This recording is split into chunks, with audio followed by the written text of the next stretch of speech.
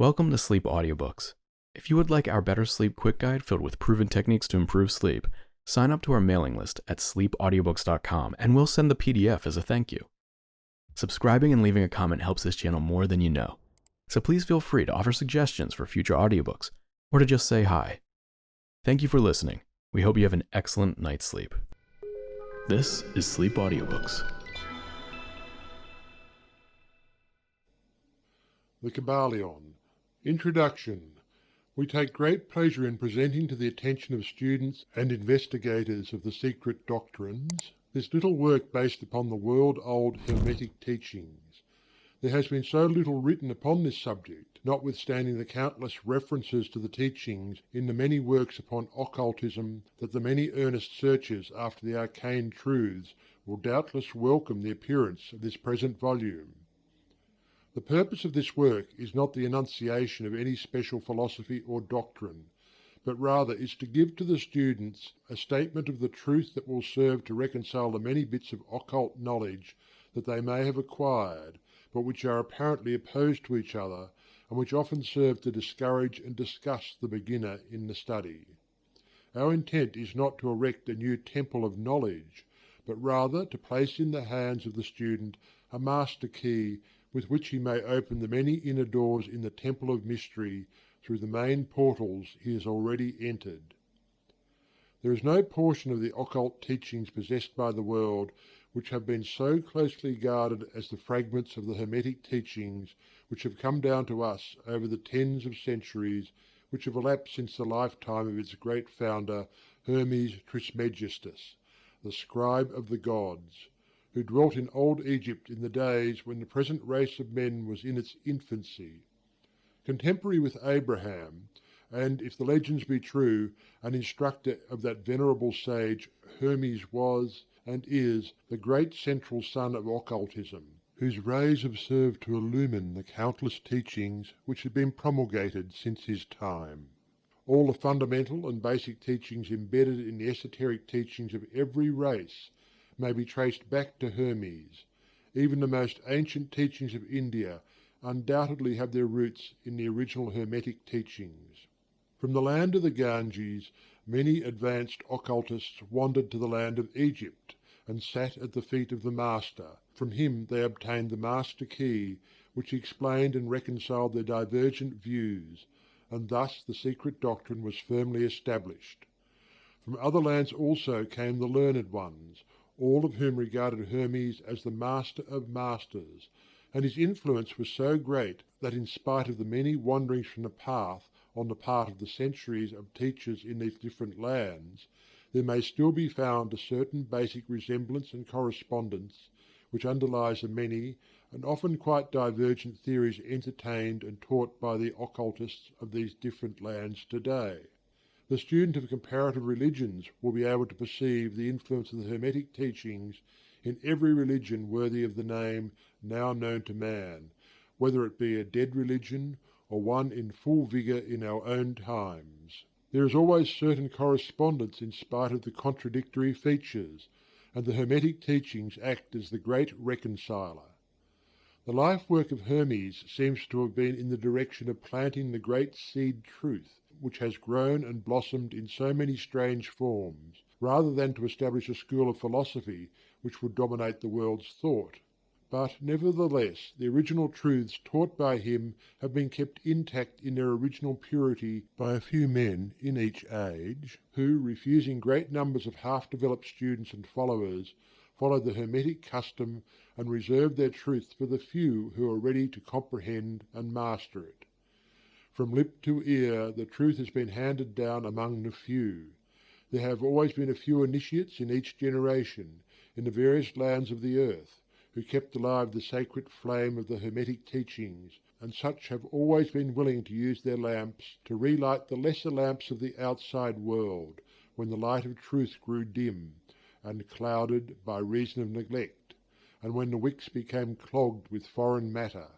There were always a few to tend faithfully the altar of the truth, upon which was kept alight the perpetual lamp of wisdom. These men devoted their lives to the labour of love, which the poet has so well stated in his lines: "Oh, let not the flame die out, cherished age after age in its dark cavern, in its holy temples cherished, fed by pure ministers of love, let not the flame die out. These men have never sought popular approval, nor numbers of followers. They are indifferent to these things, for they know how few there are in each generation who are ready for the truth, or who would recognize it if it were presented to them. They reserve the strong meat for men, while others furnish the milk for babes. They reserve their pearls of wisdom for the few elect, who recognize their value and who wear them in their crowns, instead of casting them before the materialistic vulgar swine, who would trample them in the mud and mix them with their disgusting mental food.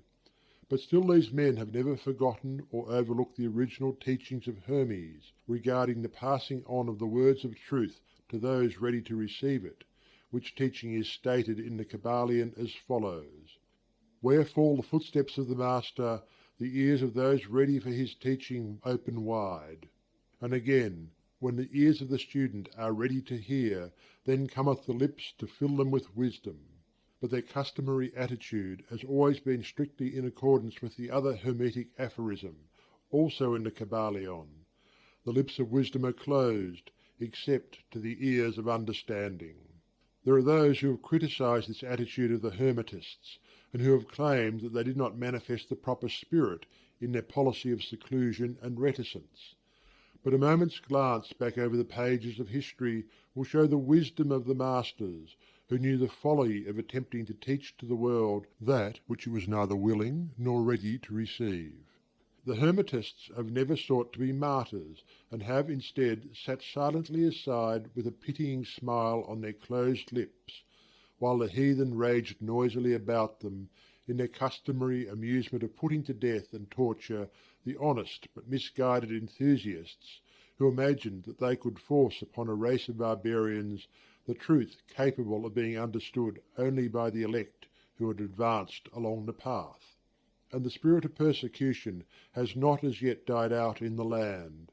There are certain Hermetic teachings which, if publicly promulgated, would bring down upon the teachers a great cry of scorn and revilement from the multitude, who would again raise the cry of "Crucify! Crucify!" In this little work we have endeavoured to give you an idea of the fundamental teachings of the Kybalion, striving to give you the working principles, leaving you to apply them yourselves, rather than attempting to work out the teaching in detail. If you are a true student, you will be able to work out and apply these principles. If not, then you must develop yourself into one, for otherwise the Hermetic teachings will be as words, words, words to you. The Three Initiates. End of Introduction to the Kybalion. Chapter 1.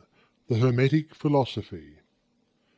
The lips of wisdom are closed, except to the ears of understanding. The Kybalion. From old Egypt have come the fundamental esoteric and occult teachings which have so strongly influenced the philosophies of all races, nations, and peoples for several thousand years. Egypt, the home of the pyramids and the Sphinx, was the birthplace of the hidden wisdom and the mystic teachings. From her secret doctrine all nations have borrowed.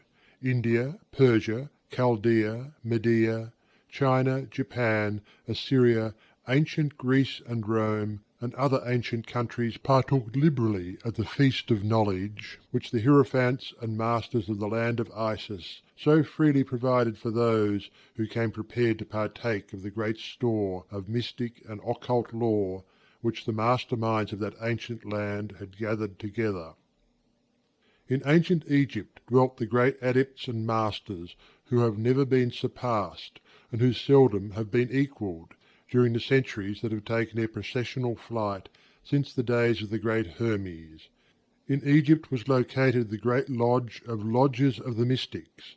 At the doors of her temples entered the neophytes who afterwards, as Hierophants, Adepts, and Masters, travelled to the four corners of the earth, carrying with them the precious knowledge which they were ready, anxious, and willing to pass on to those who were ready to receive the same. All students of the occult recognize the debt that they owe to these venerable masters of that ancient land.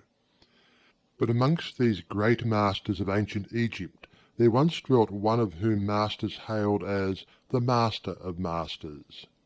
This man, if man indeed he was, dwelt in Egypt in the earliest days. He was known as Hermes Trismegistus. He was the father of the occult wisdom, the founder of astrology, the discoverer of alchemy. The details of his life story are lost to history, owing to the lapse of the years, though several of the ancient countries disputed with each other in their claims to the honour of having furnished his birthplace, and this thousands of years ago. The date of his sojourn in Egypt, in that his last incarnation on this planet, is not now known, but it has been fixed at the early days of the oldest dynasties of Egypt, long before the days of Moses. The best authorities regard him as a contemporary of Abraham, and some of the Jewish traditions go so far as to claim that Abraham acquired a portion of his mystic knowledge from Hermes himself. As the years rolled by after his passing from this plane of life, tradition recording that he lived 300 years in the flesh, the Egyptians deified Hermes and made him one of their gods, under the name of Thoth. Years after, the people of ancient Greece also made him one of their many gods, calling him Hermes, the god of wisdom. The Egyptians revered his memory for many centuries, yes, tens of centuries, calling him the scribe of the gods, and bestowing upon him distinctively his ancient title Trismegistus, which means the thrice great, the great great, the greatest great, etc. In all the ancient lands the name of Hermes Trismegistus was revered, the name being synonymous with the fount of wisdom. Even to this day we use the term hermetic in the sense of secret, sealed so that nothing can escape, etc., and this by reason of the fact that the followers of Hermes always observed the principle of secrecy in their teachings. They did not believe in casting pearls before swine, but rather held to the teaching milk for babes, meat for strong men, both of which maxims are familiar to readers of the Christian scriptures, but both of which had been used by the Egyptians for centuries before the Christian era. And this policy of careful dissemination of the truth has always characterized the Hermetics, even unto the present day. The Hermetic teachings are to be found in all lands, among all religions, but never identified with any particular country, nor with any particular religious sect. This is because of the warning of the ancient teachers against allowing the secret doctrine to become crystallized into a creed. The wisdom of this caution is apparent to all students of history.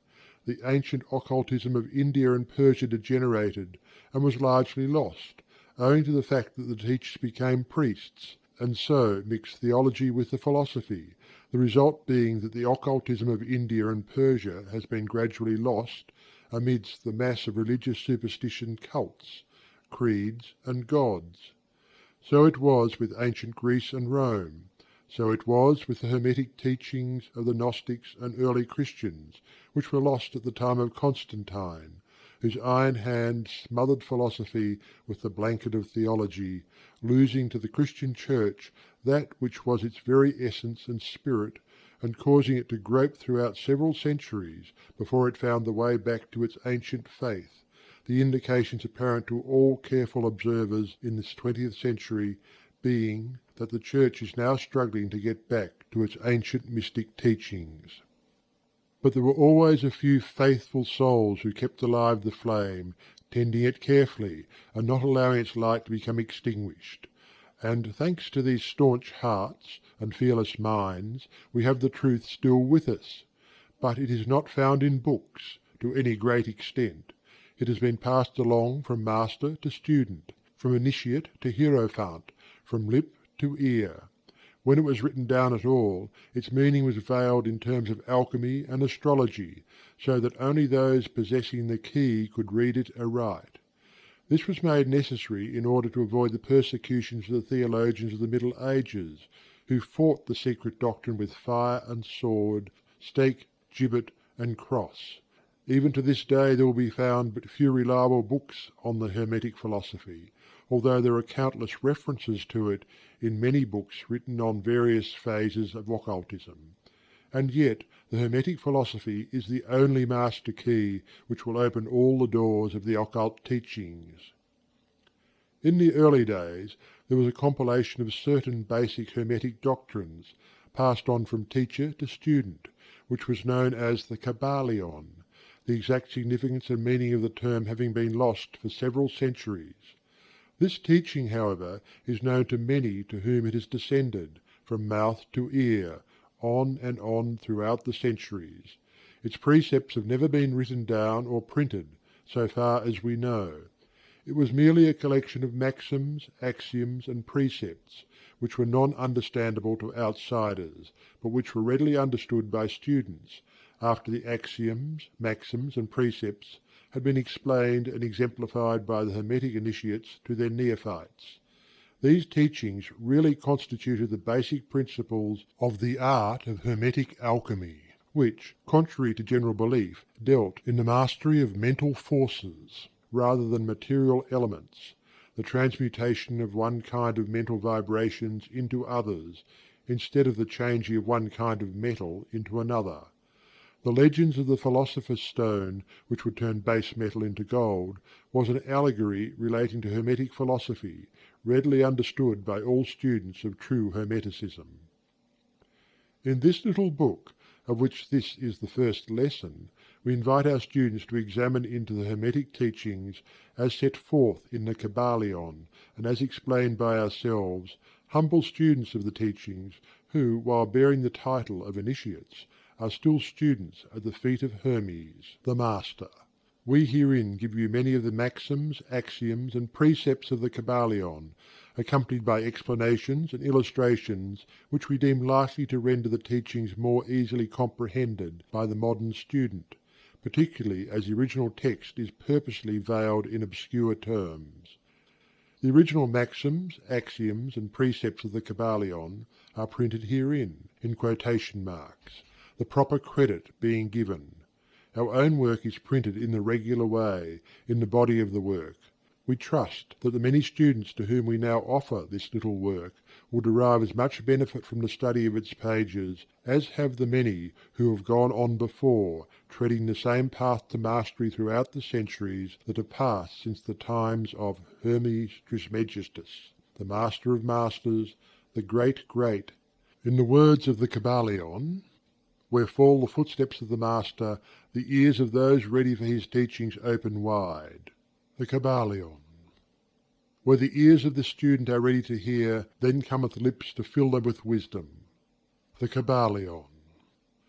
So that, according to the teachings, the passage of this book to those ready for the instruction will attract the attention of such as are prepared to receive the teaching.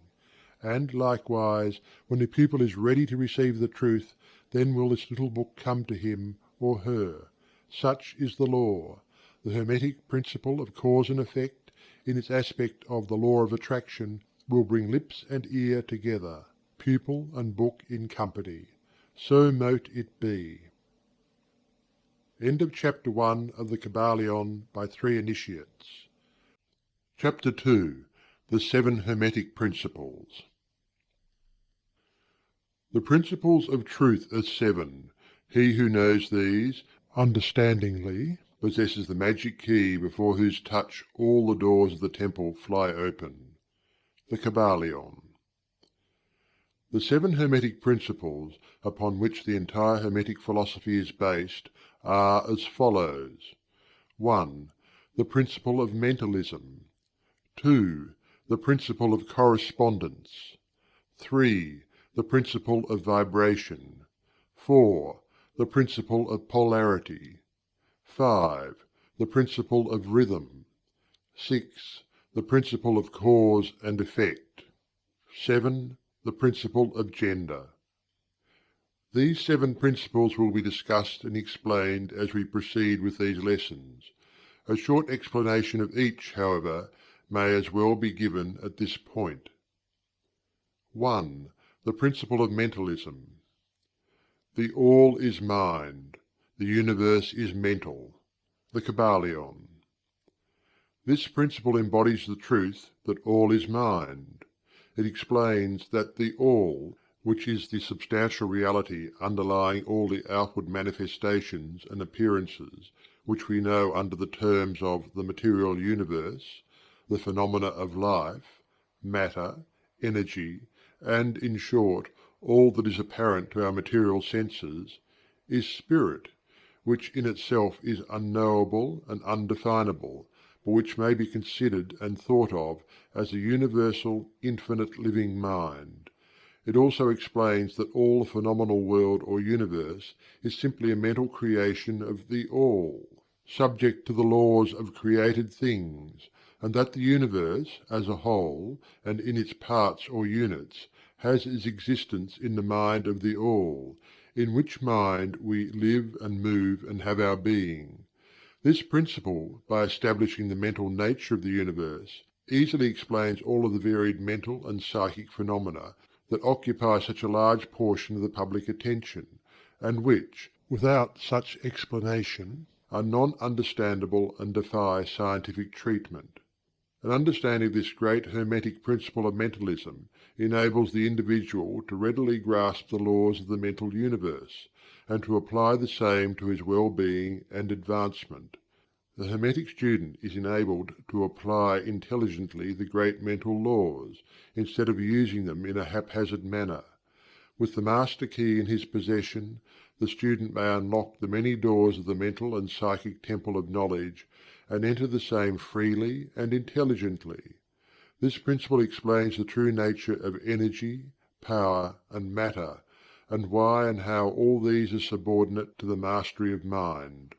One of the old Hermetic masters wrote, long ages ago, "He who grasps the truth of the mental nature of the universe is well advanced on the path to mastery." And these words are as true today as at the time they were first written. Without this master key, mastery is impossible, and the student knocks in vain at the many doors of the temple. 2. The principle of correspondence. As above, so below; as below, so above. The Kybalion. This principle embodies the truth that there is always a correspondence between the laws and phenomena of the various planes of being and life. The old Hermetic axiom ran in these words: "As above, so below; as below, so above." And the grasping of this principle gives one the means of solving many a dark paradox and hidden secret of nature. There are planes beyond our knowing, but when we apply the principle of correspondence to them, we are able to understand much that would otherwise be unknowable to us. This principle is of universal application and manifestation on the various planes of the material, mental, and spiritual universe, as it is a universal law. The ancient Hermetists considered this principle as one of the most important mental instruments by which man was able to pry aside the obstacles which hid from view the unknown. Its use even tore aside the veil of Isis to the extent that a glimpse of the face of the goddess might be caught. Just as a knowledge of the principles of geometry enables man to measure distant suns and their movements, while seated in his observatory, so a knowledge of the principle of correspondence enables man to reason intelligently from the known to the unknown. Studying the monad, he understands the archangel. 3. The principle of vibration. Nothing rests, everything moves, everything vibrates. The Kybalion. This principle embodies the truth that everything is in motion, everything vibrates, nothing is at rest. Facts which modern science endorses, and which each new scientific discovery tends to verify. And yet this Hermetic principle was enunciated thousands of years ago by the masters of ancient Egypt. This principle explains that the differences between different manifestations of matter, energy, mind, and even spirit, result largely from varying rates of vibration, from the All, which is pure spirit, down to the grossest form of matter. All is in vibration. The higher the vibration, the higher the position in the scale. The vibration of spirit is at such an infinite rate of intensity and rapidity that it is practically at rest, just as a rapidly moving wheel seems to be motionless. And at the other end of the scale there are gross forms of matter whose vibrations are so low as to seem at rest. Between these poles there are millions upon millions of varying degrees of vibration. From corpuscle and electron, atom and molecule, to worlds and universes, everything is in vibratory motion. This is also true on the planes of energy and force, which are but varying degrees of vibration, and also on the mental planes, whose states depend upon vibration, and even on to the spiritual planes. An understanding of this principle, with the appropriate formulas, enables Hermetic students to control their own mental vibrations as well as those of others. The Masters also apply this principle to the conquering of natural phenomena in various ways. He who understands the principle of vibration has grasped the sceptre of power, says one of the old writers. 4. The principle of polarity. Everything is dual, everything has poles, everything has its pair of opposites. Like and unlike are the same, opposites are identical in nature, but different in degree. Extremes meet, all truths are but half-truths, all paradoxes may be reconciled. The Kybalion. This principle embodies the truth that everything is dual, everything has two poles, everything has its pair of opposites, all of which were old Hermetic axioms. It explains the old paradoxes that have perplexed so many, which have been stated as follows: thesis and antithesis are identical in nature, but different in degree. Opposites are the same, differing only in degree. The pairs of opposites may be reconciled. Extremes meet. Everything is and isn't at the same time. All truths are but half-truths. Every truth is half false. There are two sides to everything, etc., etc., etc. It explains that in everything there are two poles, or opposite aspects, and that opposites are really only the two extremes of the same thing, with many varying degrees between them. To illustrate, heat and cold, although opposites, are really the same thing, the differences consisting merely of degrees of the same thing. Look at your thermometer and see if you can discover where heat terminates and cold begins. There is no such thing as absolute heat or absolute cold. The two terms heat and cold simply indicate varying degrees of the same thing, and that same thing which manifests as heat and cold is merely a form, variety, and rate of vibration. So heat and cold are simply the two poles of that which we call heat, and the phenomena attendant thereupon are manifestations of the principle of polarity. The same principle manifests in the case of light and darkness, which are the same thing, the difference consisting in the varying degrees between the two poles of the phenomena. Where does darkness leave off and light begin? What is the difference between large and small, between hard and soft, between black and white, between sharp and dull, between noise and quiet, between high and low, between positive and negative? The principle of polarity explains these paradoxes, and no other principle can supersede it. The same principle operates on the mental plane. Let us take a radical and extreme example, that of love and hate, two mental states apparently totally different. Yet there are degrees of hate and degrees of love, and a middle point in which we use the terms like or dislike, which shade into each other so gradually that sometimes we are at a loss to know whether we like or dislike, or neither. And all are simply degrees of the same thing, as you will see if you will but think a moment. And more than this, and considered of more importance by the Hermetists, it is possible to change the vibrations of hate to the vibrations of love, in one's own mind, and in the minds of others. Many of you who read these lines have had personal experiences of the involuntary rapid transition from love to hate, and the reverse, in your own case and that of others, and you will therefore realize the possibility of this being accomplished by the use of the will, by means of the Hermetic formulas. Good and evil are but the poles of the same thing, and the Hermetist understands the art of transmuting evil into good, by means of an application of the principle of polarity. In short, the art of polarization becomes a phase of mental alchemy, known and practiced by the ancient and modern Hermetic masters. An understanding of the principle will enable one to change his own polarity as well as that of others, if he will devote the time and study necessary to master the art. 5. The principle of rhythm.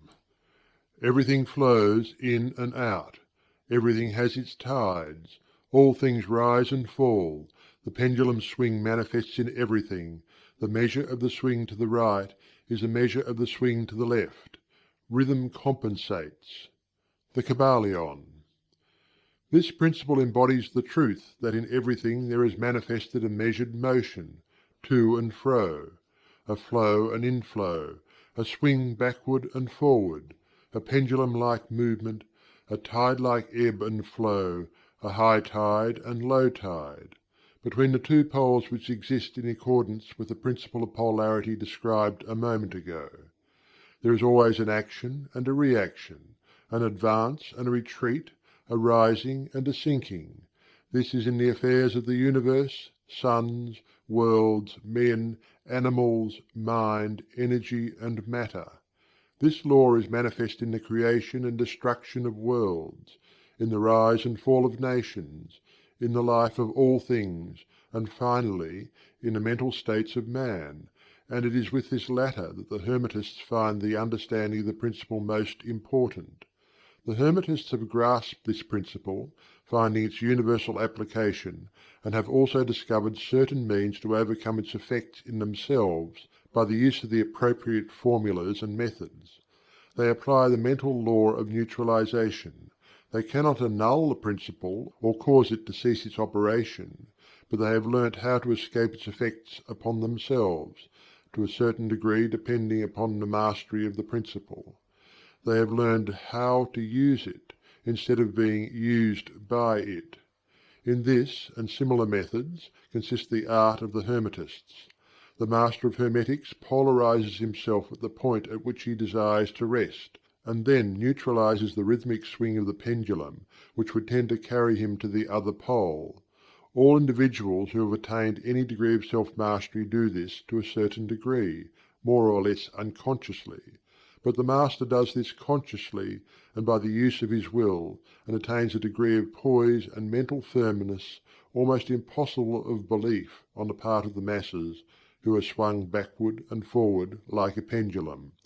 This principle and that of polarity have been closely studied by the Hermetists, and the methods of counteracting, neutralizing, and using them form an important part of the Hermetic mental alchemy. 6. The principle of cause and effect. Every cause has its effect, every effect has its cause, everything happens according to law. Chance is but a name for law not recognized. There are many planes of causation, but nothing escapes the law. The Kybalion. This principle embodies the fact that there is a cause for every effect, an effect from every cause. It explains that everything happens according to law, that nothing ever merely happens, that there is no such thing as chance, that while there are various planes of cause and effect, the higher dominating the lower planes, still nothing ever entirely escapes the law. The Hermetists understand the art and methods of rising above the ordinary plane of cause and effect, to a certain degree, and by mentally rising to a higher plane, they become causes instead of effects. The masses of people are carried along, obedient to environment, the wills and desires of others stronger than themselves, heredity, suggestion, and other outward causes moving them about like pawns on the chessboard of life. But the masters, rising to the plane above, dominate their moods, characters, qualities, and powers, as well as the environment surrounding them, and become movers instead of pawns. They help to play the game of life, instead of being played and moved about by other wills and environment. They use the principle instead of being its tools. The masters obey the causation of the higher planes, but they help to rule on their own plane.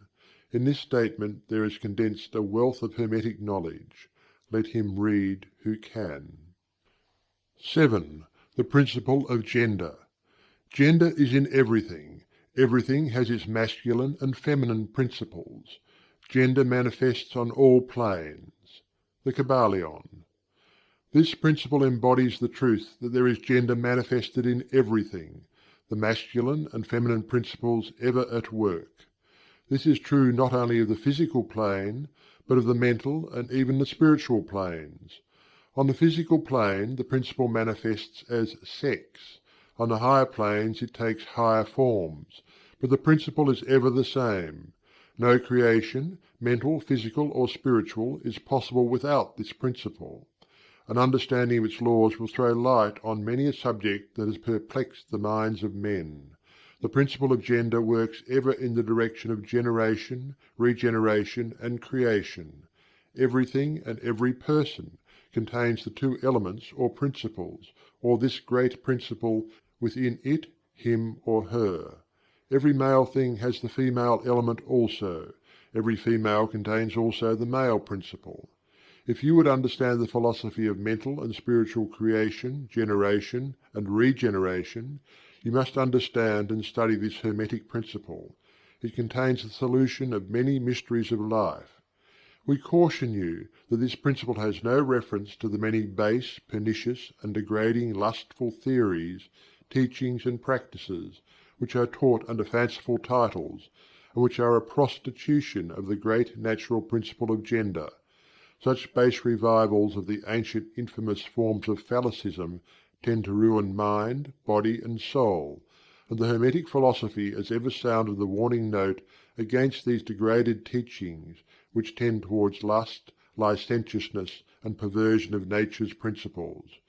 If you seek such teachings, you must go elsewhere for them. Hermeticism contains nothing for you along these lines. To the pure, all things are pure. To the base, all things are base. End of Chapter 2 of the Kybalion by 3 Initiates. Chapter 3. Mental Transmutation. Mind, as well as metals and elements, may be transmuted from state to state, degree to degree, condition to condition, pole to pole, vibration to vibration. True hermetic transmutation is a mental art. The Kybalion. As we have stated, the Hermetists were the original alchemists, astrologers and psychologists, Hermes having been the founder of these schools of thought. From astrology has grown modern astronomy, from alchemy has grown modern chemistry, from the mystic psychology has grown the modern psychology of the schools. But it must not be supposed that the ancients were ignorant of that which the modern schools suppose to be their exclusive and special property. The records engraved on the stones of ancient Egypt show conclusively that the ancients had a full comprehensive knowledge of astronomy, the very building of the pyramids showing the connection between their design and the study of astronomical science. Nor were they ignorant of chemistry, for the fragments of the ancient writings show that they were acquainted with the chemical properties of things. In fact, the ancient theories regarding physics are being slowly verified by the latest discoveries of modern science, notably those relating to the constitution of matter. Nor must it be supposed that they were ignorant of the so-called modern discoveries in psychology. On the contrary, the Egyptians were especially skilled in the science of psychology, particularly in the branches that the modern schools ignore, but which, nevertheless, are being uncovered under the name of psychic science, which is perplexing the psychologists of today and making them reluctantly admit that there may be something in it after all. The truth is that beneath the material chemistry, astronomy and psychology, that is, the psychology in its phase of brain action, the ancients possessed a knowledge of the transcendental astronomy, called astrology, of transcendental chemistry, called alchemy, of transcendental psychology, called mystic psychology. They possess the inner knowledge as well as the outer knowledge, the latter alone being possessed by modern scientists. Among the many secret branches of knowledge possessed by the Hermetists was that known as mental transmutation, which forms the subject matter of this lesson. Transmutation is a term usually employed to designate the ancient art of transmutation of metals, particularly of the base metals, into gold. The word transmute means to change from one nature, form, or substance into another, to transform. Webster. And accordingly, mental transmutation means the art of changing and transforming mental states, forms, and conditions into others. So you may see that mental transmutation is the art of mental chemistry, if you like the term, a form of practical mystic psychology. But this means far more than appears on the surface. Transmutation, alchemy, or chemistry on the mental plane is important enough in its effects, to be sure, and if the art stopped there it would still be one of the most important branches of study known to man. But this is only the beginning. Let us see why. The first of the 7 Hermetic principles is the principle of mentalism, the axiom of which is: the All is mind, the universe is mental, which means that the underlying reality of the universe is mind, and the universe itself is mental, that is, existing in the mind of the All. We shall consider this principle in succeeding lessons, but let us see the effect of the principle if it be assumed to be true. If the universal is mental in its nature, then mental transmutation must be the art of changing the conditions of the universe, along the lines of matter, force, and mind. So you see, therefore, that mental transmutation is really the magic of which the ancient writers had so much to say in their mystical works, and about which they gave so few practical instructions. If all be mental, then the art which enables one to transmute mental conditions must render the master the controller of material conditions as well as those ordinarily called mental. As a matter of fact, none but advanced mental alchemists have been able to attain the degree of power necessary to control the grosser physical conditions, such as the control of the elements of nature, the production or cessation of tempests, the production and cessation of earthquakes and other great physical phenomena. But that such men have existed, and do exist today, is a matter of earnest belief to all advanced occultists of all schools. That the masters exist, and have these powers, the best teachers assure their students, having had experiences which justify them in such belief and statements. These masters do not make public exhibitions of their powers, but seek seclusion from the crowds of men, in order to better work their way along the path of attainment. We mention their existence, at this point, merely to call your attention to the fact that their power is entirely mental, and operates along the lines of the higher mental transmutation, under the Hermetic principle of mentalism. The universe is mental. The Kybalion. But students and Hermetists of lesser degree than masters, the initiates and teachers, are able to freely work along the mental plane in mental transmutation. In fact, all that we call psychic phenomena, mental influence, mental science, new thought phenomena, etc., operates along the same general lines, for there is but one principle involved, no matter by what name the phenomena be called.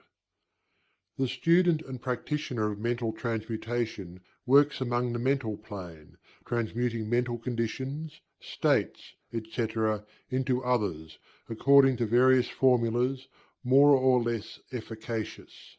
The various treatments, affirmations, denials, etc., of the schools of mental science are but formulas, often quite imperfect and unscientific, of the Hermetic art. The majority of modern practitioners are quite ignorant compared to the ancient masters, for they lack the fundamental knowledge upon which the work is based. Not only may the mental states, etc., of one's self be changed or transmuted by Hermetic methods, but also the states of others may be, and are, constantly transmuted in the same way, usually unconsciously, but often consciously by some understanding the laws and principles, in cases where the people affected are not informed of the principles of self-protection. And more than this, as many students and practitioners of modern mental science know, every material condition depending upon the minds of other people may be changed or transmuted in accordance with the earnest desire, will, and treatments of persons desiring changed conditions of life. The public is so generally informed regarding these things at present that we do not deem it necessary to mention the same at length, our purpose at this point being merely to show the Hermetic principle and art underlying all of these various forms of practice, good and evil, for the force can be used in opposite directions according to the Hermetic principles of polarity. In this little book we shall state the basic principles of mental transmutation, that all who read may grasp the underlying principles, and thus possess the master key that will unlock the many doors of the principle of polarity. We shall now proceed to a consideration of the first of the Hermetic Seven Principles, the principle of Mentalism, in which is explained the truth that the All is Mind, the Universe is Mental, in the words of the Kybalion. We ask the close attention and careful study of this great principle on the part of our students, for it is really the basic principle of the whole Hermetic philosophy and of the Hermetic art of mental transmutation. End of Chapter 3 of the Kybalion by 3 Initiates. Chapter 4. The All. Under and back of the universe of time, space, and change is ever to be found the substantial reality, the fundamental truth. The Kybalion. Substance means that which underlies all outward manifestations, the essence, the essential reality, the thing in itself, etc. Substantial means actually existing, being the essential element, being real, etc. Reality means the state of being real, true, enduring, valid, fixed, permanent, actual, etc. Under and behind all outward appearances or manifestations there must always be a substantial reality. This is the law. Man, considering the universe, of which he is a unit, sees nothing but change in matter, forces, and mental states. He sees that nothing really is, but that everything is becoming and changing. Nothing stands still. Everything is being born, growing, dying. The very instant a thing reaches its height, it begins to decline. The law of rhythm is in constant operation. There is no reality, enduring quality, fixity, or substantiality in anything. Nothing is permanent but change. He sees all things evolving from other things, and resolving into other things, a constant action and reaction, inflow and outflow, building up and tearing down, creation and destruction, birth, growth, and death. Nothing endures but change. And if he be a thinking man, he realizes that all of these changing things must be but outward appearances or manifestations of some underlying power, some substantial reality. All thinkers, in all lands and in all times, have assumed the necessity for postulating the existence of this substantial reality. All philosophies worthy of the name have been based upon this thought. Men have given this substantial reality many names. Some have called it by the name of Deity, under many titles. Others have called it the Infinite and Eternal Energy. Others have tried to call it Matter. But all have acknowledged its existence. It is self-evident. It needs no argument. In these lessons we have followed the example of some of the world's greatest thinkers, both ancient and modern, the Hermetic Masters, and have called this underlying power, this substantial reality, by the Hermetic name of the All, which term we consider the most comprehensive of the many terms applied by man to that which transcends names and terms. We accept and teach the view of the great Hermetic thinkers of all times, as well as of those illumined souls who have reached higher planes of being, both of whom assert that the inner nature of the All is unknowable. This must be so, for naught by the All itself can comprehend its own nature and being.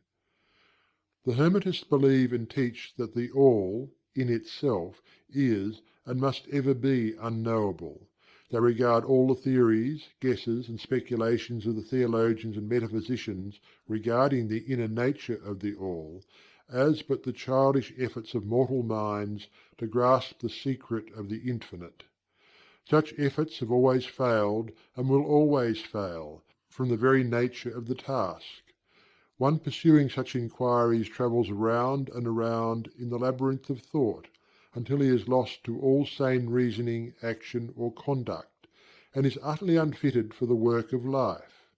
He is like the squirrel which frantically runs around and around the circling treadmill wheel of his cage, travelling ever and yet reaching nowhere, at the end a prisoner still, and standing just where he started.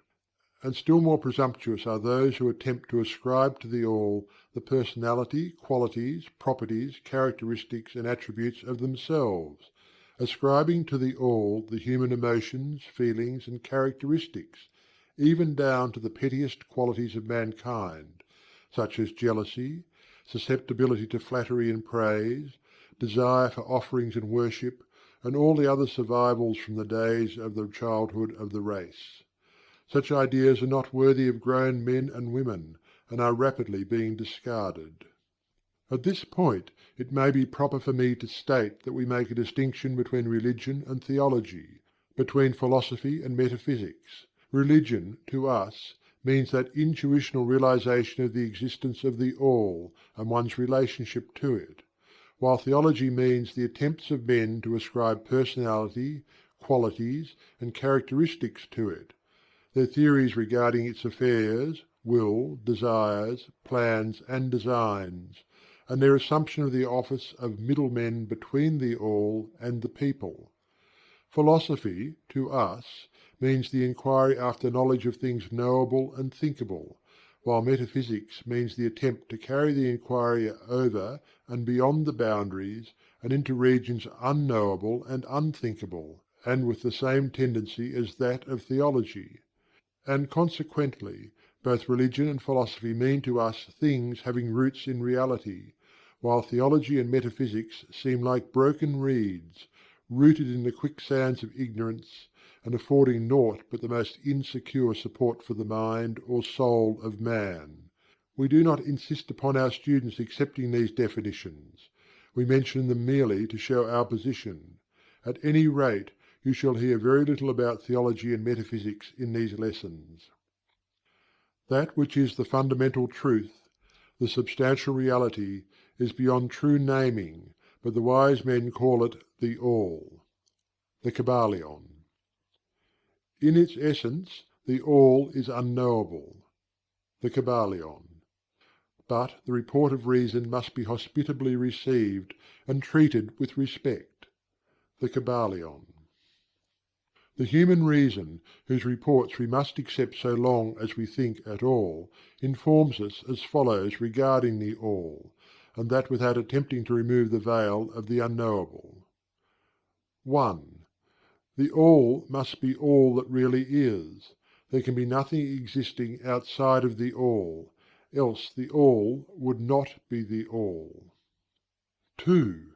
The All must be infinite, for there is nothing else to define, confine, bound, limit, or restrict the All.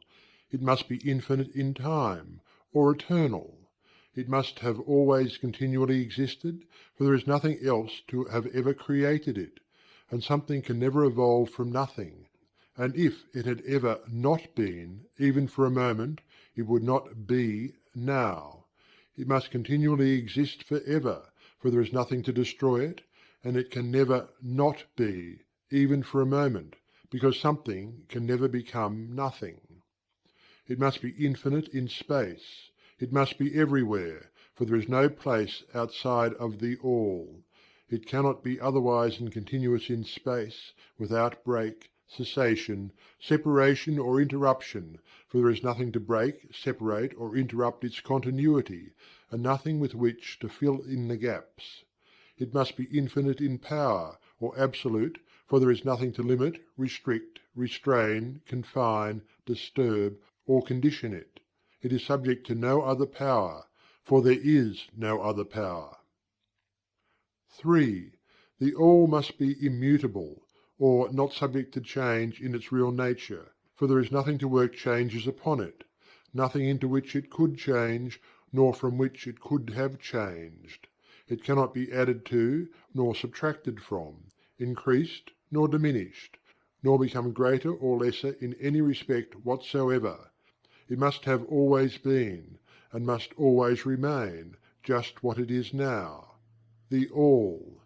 There has never been, is not now, and never will be anything else into which it can change. The All being infinite, absolute, eternal, and unchangeable, it must follow that anything finite, changeable, fleeting, and conditioned cannot be the All. And as there is nothing outside of the All, in reality, then any and all such finite things must be as nothing in reality. Now do not become befogged nor frightened. We are not trying to lead you into the Christian Science field under cover of Hermetic philosophy.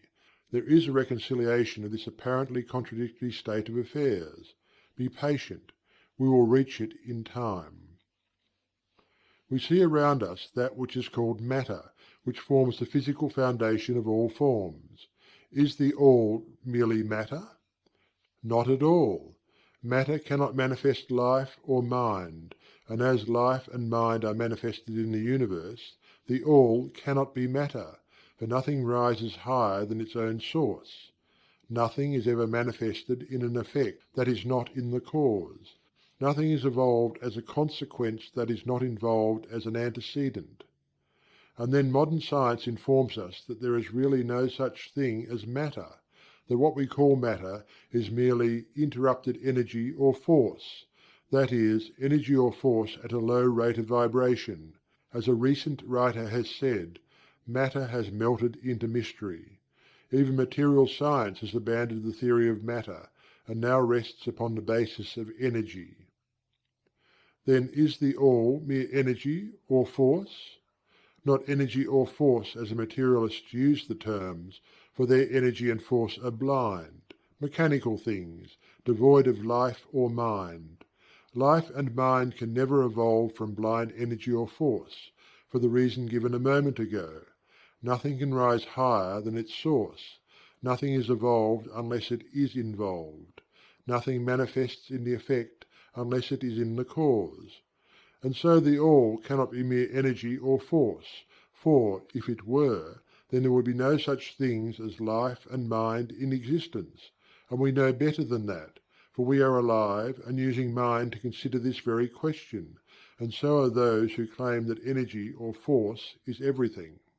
What is there then higher than matter or energy that we know to be existent in the universe? Life and mind. Life and mind in all their varying degrees of unfoldment. Then, you ask, do you mean to tell us that the All is life and mind? Yes and no, is our answer. If you mean life and mind as we poor petty mortals know them, we say no. The All is not that. But what kind of life and mind do you mean, you ask? The answer is living mind, as far above that which mortals know by those words as life and mind are higher than mechanical forces or matter. Infinite living mind as compared to finite life and mind. We mean that which the illumined souls mean when they reverently pronounce the word Spirit. The All is infinite living mind. The illumined call it Spirit. End of chapter 4 of the Kybalion, by 3 initiates. Chapter 5. The Mental Universe. The universe is mental, held in the mind of the All. The Kybalion. The All is Spirit. But what is Spirit? This question cannot be answered, for the reason that its definition is practically that of the All, which cannot be explained or defined. Spirit is simply a name that men give to the highest conception of infinite living mind. It means the real essence. It means living mind, as much superior to life and mind as we know them, as the latter are superior to mechanical energy and matter. Spirit transcends our understanding, and we use the term merely that we may think or speak of the All. For the purposes of thought and understanding, we are justified in thinking of Spirit as infinite living mind, at the same time acknowledging that we cannot fully understand it. We must either do this or stop thinking of the matter at all. Let us now proceed to a consideration of the nature of the universe, as a whole and in its parts. What is the universe? We have seen that there can be nothing outside of the All. Then is the universe the All? No, this cannot be, because the universe seems to be made up of many, and is constantly changing, and in other ways it does not measure up to the ideas that we are compelled to accept regarding the All, as stated in our last lesson. Then if the universe be not the All, then it must be nothing. Such is the inevitable conclusion of the mind at first thought. But this will not satisfy the question, for we are sensible of the existence of the universe. Then if the universe is neither the All nor nothing, what can it be? Let us examine this question. If the universe exists at all, or seems to exist, it must proceed in some way from the All. It must be a creation of the All. But as something can never come from nothing, from what could the All have created it? Some philosophers have answered this question by saying the All created the universe from itself, that is, from the being and substance of the All. But this will not do, for the All cannot be subtracted from, nor divided, as we have seen. And then again, if this be so, would not each particle in the universe become aware of its being the All? The All could not lose its knowledge of itself, nor actually become an atom or blind force or lowly living thing. Some men, indeed, realizing that the All is indeed All, and also recognizing that they, the men, existed, have jumped to the conclusion that they and the All were identical, and they have filled the air with shouts of "I am God," to the amusement of the multitude and the sorrow of sages. The claim of the corpuscle that "I am man" would be modest in comparison. But what indeed is the universe, if it be not the All, not yet created by the All, having separated itself into fragments? What else can it be? Of what else can it be made? This is the great question. Let us examine it carefully. We find here that the principle of correspondence (see Lesson 1) comes to our aid here. The old Hermetic axiom, "as above so below," may be pressed into service at this point. Let us endeavour to get a glimpse of the workings on higher planes by examining those on our own. The principle of correspondence must apply to this as well as to other problems. Let us see. On his own plane of being, how does man create? Well, first, he may create by making something out of outside materials. But this will not do, for there are no materials outside of the All with which it may create. Well then, secondly, man procreates or reproduces his kind by the process of begetting, which is self-multiplication, accomplished by transferring a portion of his substance to his offspring. But this will not do, because the All cannot transfer or subtract a portion of itself, nor can it reproduce or multiply itself. In the first place there would be a taking away, and in the second case a multiplication or addition to the All, both thoughts being an absurdity. Is there no third way in which man creates? Yes, there is. He creates mentally, and in so doing he uses no outside materials, nor does he reproduce himself, and yet his spirit pervades the mental creation. Following the principle of correspondence, we are justified in considering that the All creates the universe mentally, in a manner akin to the process whereby man creates mental images. And here is where the report of reason tallies precisely with the report of the illumined, as shown by their teachings and writings. Such are the teachings of the wise men. Such was the teaching of Hermes. The All can create in no other way except mentally, without either using material, and there is none to use, or else reproducing itself, which is also impossible. There is no escape from this conclusion of the reason, which, as we have said, agrees with the highest teachings of the illumined. Just as you, student, may create a universe of your own in your mentality, so does the All create universes in its own mentality. But your universe is the mental creation of a finite mind, whereas that of the All is the creation of an infinite. The two are similar in kind, but infinitely different in degree. We shall examine more closely into the process of creation and manifestation as we proceed. But this is the point to fix in your minds at this stage. The universe, and all it contains, is a mental creation of the All. Verily, indeed, all is mind. The All creates in its infinite mind countless universes, which exist for eons of time, and yet to the All, the creation, development, decline and death of a million universes is as the time of the twinkling of an eye. The Kybalion. The infinite mind of the All is the womb of universes. The Kybalion. The principle of gender, see Lesson 1 and other lessons to follow, is manifested on all planes of life, material, mental and spiritual. But, as we have said before, gender does not mean sex. Sex is merely a material manifestation of gender. Gender means relating to generation or creation, and wherever anything is generated or created on any plane, the principle of gender must be manifested, and this is true even in the creation of universes. Now do not jump to the conclusion that we are teaching that there is a male and female God, or Creator. That idea is merely a distortion of the ancient teachings on the subject. The true teaching is that the All, in itself, is above gender, as it is above every other law, including those of time and space. It is the law from which the laws proceed, and it is not subject to them. But when the All manifests on the plane of generation or creation, then it acts according to law and principle, for it is moving on a lower plane of being, and consequently it manifests the principle of gender, in its masculine and feminine aspects, on the mental plane, of course. This idea may seem startling to some of you who hear it for the first time, but you have all really passively accepted it in your everyday conceptions. You speak of the fatherhood of God, and the motherhood of nature, of God the Divine Father, and nature the Universal Mother, and have thus instinctively acknowledged the principle of gender in the universe. Is this not so? But the Hermetic teaching does not imply a real duality. The All is one. The two aspects are merely aspects of manifestation.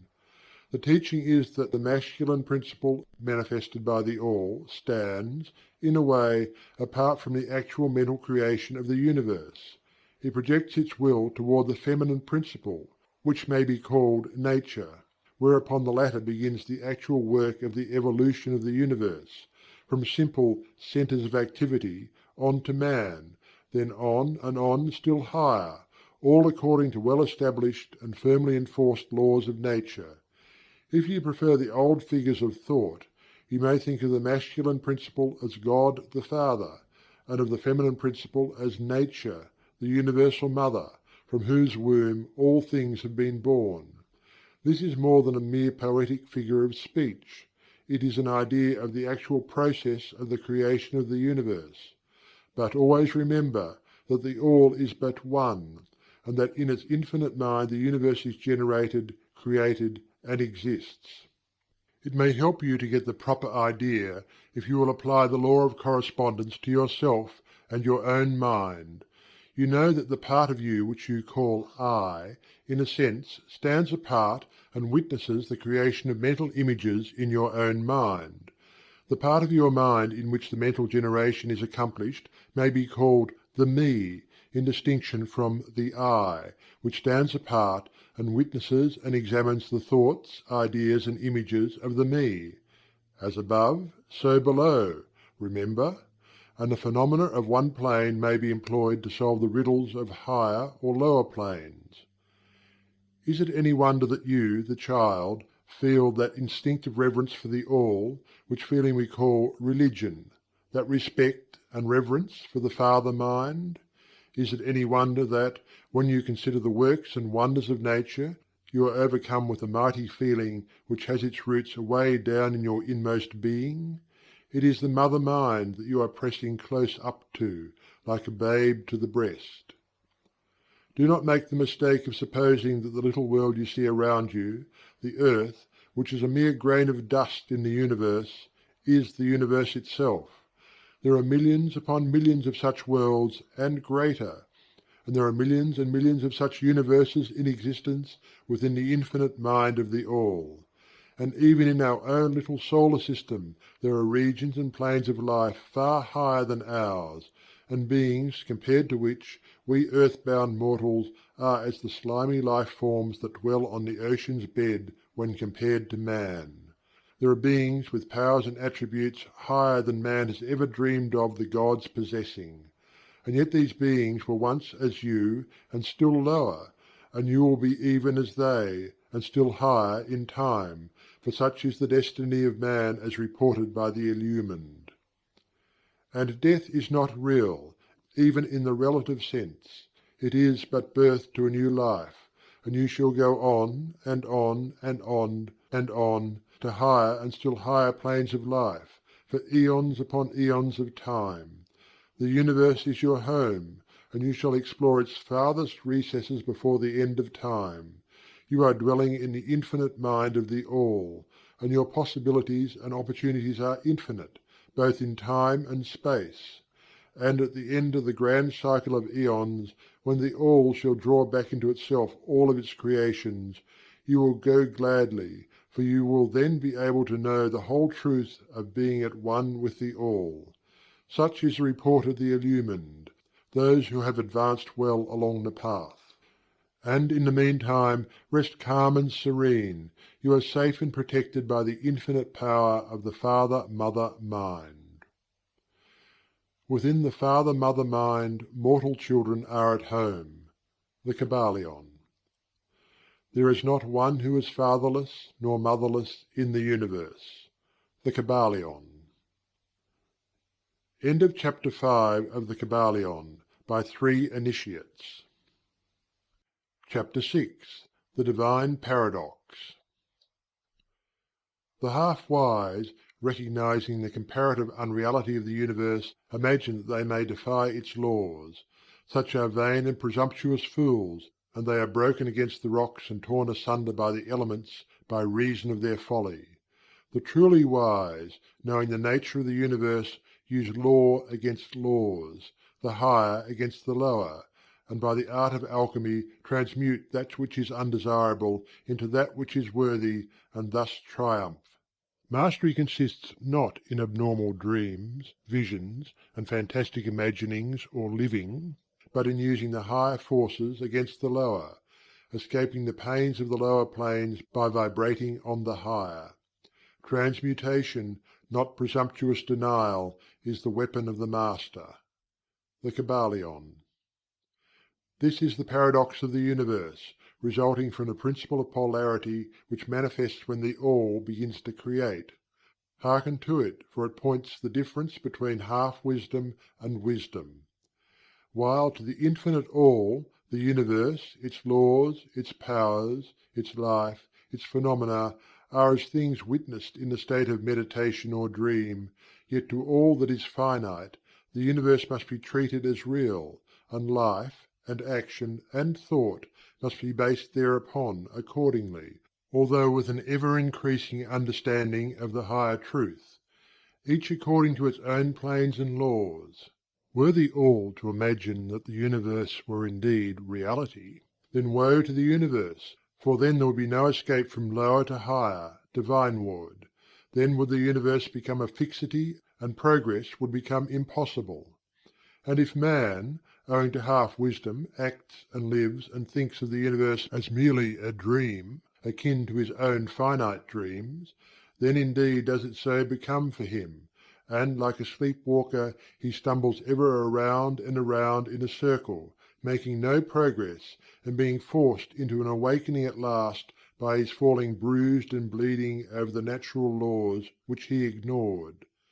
Keep your mind ever on the star, but let your eyes watch over your footsteps, lest you fall into the mire by reason of your upward gaze. Remember the divine paradox, that while the universe is not, still it is. Remember ever the two poles of truth, the absolute and the relative. Beware of half-truths. What Hermetists know as the law of paradox is an aspect of the principle of polarity. The Hermetic writings are filled with references to the appearance of the paradox in the consideration of the problems of life and being. The teachers are constantly warning their students against the error of omitting the other side of any question, and their warnings are particularly directed to the problems of the absolute and the relative, which perplex all students of philosophy, and which cause so many to think and act contrary to what is generally known as common sense. And we caution all students to be sure to grasp the divine paradox of the absolute and relative, lest they become entangled in the mire of the half-truth. With this in view, this particular lesson has been written. Read it carefully. The first thought that comes to the thinking man after he realizes the truth that the universe is a mental creation of the All, is that the universe and all that it contains is a mere illusion, an unreality, against which idea his instincts revolt. But this, like all other great truths, must be considered both from the absolute and the relative points of view. From the absolute viewpoint, of course, the universe is in the nature of an illusion, a dream, a phantasmagoria, as compared to the All in itself. We recognize this even in our ordinary view, for we speak of the world as a fleeting show that comes and goes, is born and dies. For the element of impermanence and change, finiteness and unsubstantiality, must ever be connected with the idea of a created universe when it is contrasted with the idea of the All, no matter what may be our beliefs concerning the nature of both. Philosopher, metaphysician, scientist and theologian all agree upon this idea, and the thought is found in all forms of philosophical thought and religious conceptions, as well as in the theories of the respective schools of metaphysics and theology. So, the Hermetic teachings do not preach the unsubstantiality of the universe in any stronger terms than those more familiar to you, though their presentation of the subject may seem somewhat more startling. Anything that has a beginning and an ending must be, in a sense, unreal and untrue, and the universe comes under the rule, in all schools of thought. From the absolute point of view, there is nothing real except the All, no matter what terms we may use in thinking of or discussing the subject. Whether the universe be created of matter, or whether it be a mental creation in the minds of the All, it is unsubstantial, non-enduring, a thing of time, space and change. We want you to realize this fact thoroughly before you pass judgment on the Hermetic conception of the mental nature of the universe. Think over any and all of the other conceptions, and see whether this be not true of them. But the absolute point of view shows merely one side of the picture. The other side is the relative one. Absolute truth has been defined as things as the mind of God knows them, while relative truth is things as the highest reason of man understands them. And so, while to the All the universe must be unreal and illusionary, a mere dream or result of meditation, nevertheless, to the finite minds forming a part of that universe, and viewing it through mortal faculties, the universe is very real indeed, and must be so considered. In recognizing the absolute view, we must not make the mistake of ignoring or denying the facts and phenomena of the universe, as they present themselves to our mortal faculties. We are not the All, remember. To take familiar illustrations, we all recognize the fact that matter exists to our senses. We will fare badly if we do not. And yet, even our finite minds understand the scientific dictum that there is no such thing as matter from a scientific point of view. That which we call matter is held to be merely an aggregation of atoms, which atoms themselves are merely a grouping of units of force, called electrons or ions, vibrating and in constant circular motion. We kick a stone and we feel the impact. It seems to be real, notwithstanding that we know it to be merely what we have stated above. But remember that our foot, which feels the impact by means of our brains, is likewise matter, so constituted of electrons, and for that matter so are our brains. And at the best, if it were not by reason of our mind, we would not know the foot or stone at all. Then again, the ideal of the artist or sculptor, which he is endeavouring to reproduce in stone or on canvas, seems very real to him. So do the characters in the mind of the author or dramatist, which he seeks to express so that others may recognize them. And if this be true in the case of our finite minds, what must be the degree of reality in the mental images created in the mind of the Infinite? O friends! To mortals this universe of mentality is very real indeed. It is the only one we can ever know, though we rise from plane to plane, higher and higher in it. To know it otherwise, by actual experience, we must be the All itself. It is true that the higher we rise in the scale, the nearer to the mind of the Father we reach, the more apparent becomes the illusory nature of finite things. But not until the All finally withdraws us into itself does the vision actually vanish. So we need not dwell upon the feature of illusion. Rather let us, recognizing the real nature of the universe, seek to understand its mental laws, and endeavor to use them to the best effect in our upward progress through life, as we travel from plane to plane of being. The laws of the universe are none less iron laws, because of the mental nature. All except the All are bound by them. What is in the infinite mind of the All is real, in a degree second only to that reality itself which is vested in the nature of the All. So do not feel insecure or afraid. We are all held firmly in the infinite mind of the All, and there is naught to hurt us or for us to fear. There is no power outside of the All to affect us, so we may rest calm and secure. There is a world of comfort and security in this realization when once attained. Then calm and peaceful do we sleep, rocked in the cradle of the deep, resting safely on the bosom of the ocean of infinite mind which is the All. In the All, indeed, do we live and move and have our being. Matter is none the less matter to us, while we dwell on the plane of matter, although we know it to be merely an aggregation of electrons or particles of force, vibrating rapidly and gyrating round each other in the formations of atoms. The atoms in turn vibrating and gyrating, forming molecules, which latter in turn form larger masses of matter. Nor does matter become less matter when we follow the inquiry still further, and learn from the Hermetic teachings that the force of which the electrons are but units is merely a manifestation of the mind of the All, and, like all else in the universe, is purely mental in its nature. While on the plane of matter we must recognize its phenomena, we may control matter, as all masters of higher or lesser degree do, but we do so by applying the higher forces. We commit a folly when we attempt to deny the existence of matter in the relative aspect. We may deny its mastery over us, and rightly so, but we should not attempt to ignore it in its relative aspect, at least so long as we dwell upon its plane. Nor do the laws of nature become less constant or effective when we know them, likewise, to be merely mental creations. They are in full effect on the various planes. We overcome the lower laws by applying still higher ones, and in this way only. But we cannot escape law or rise above it entirely.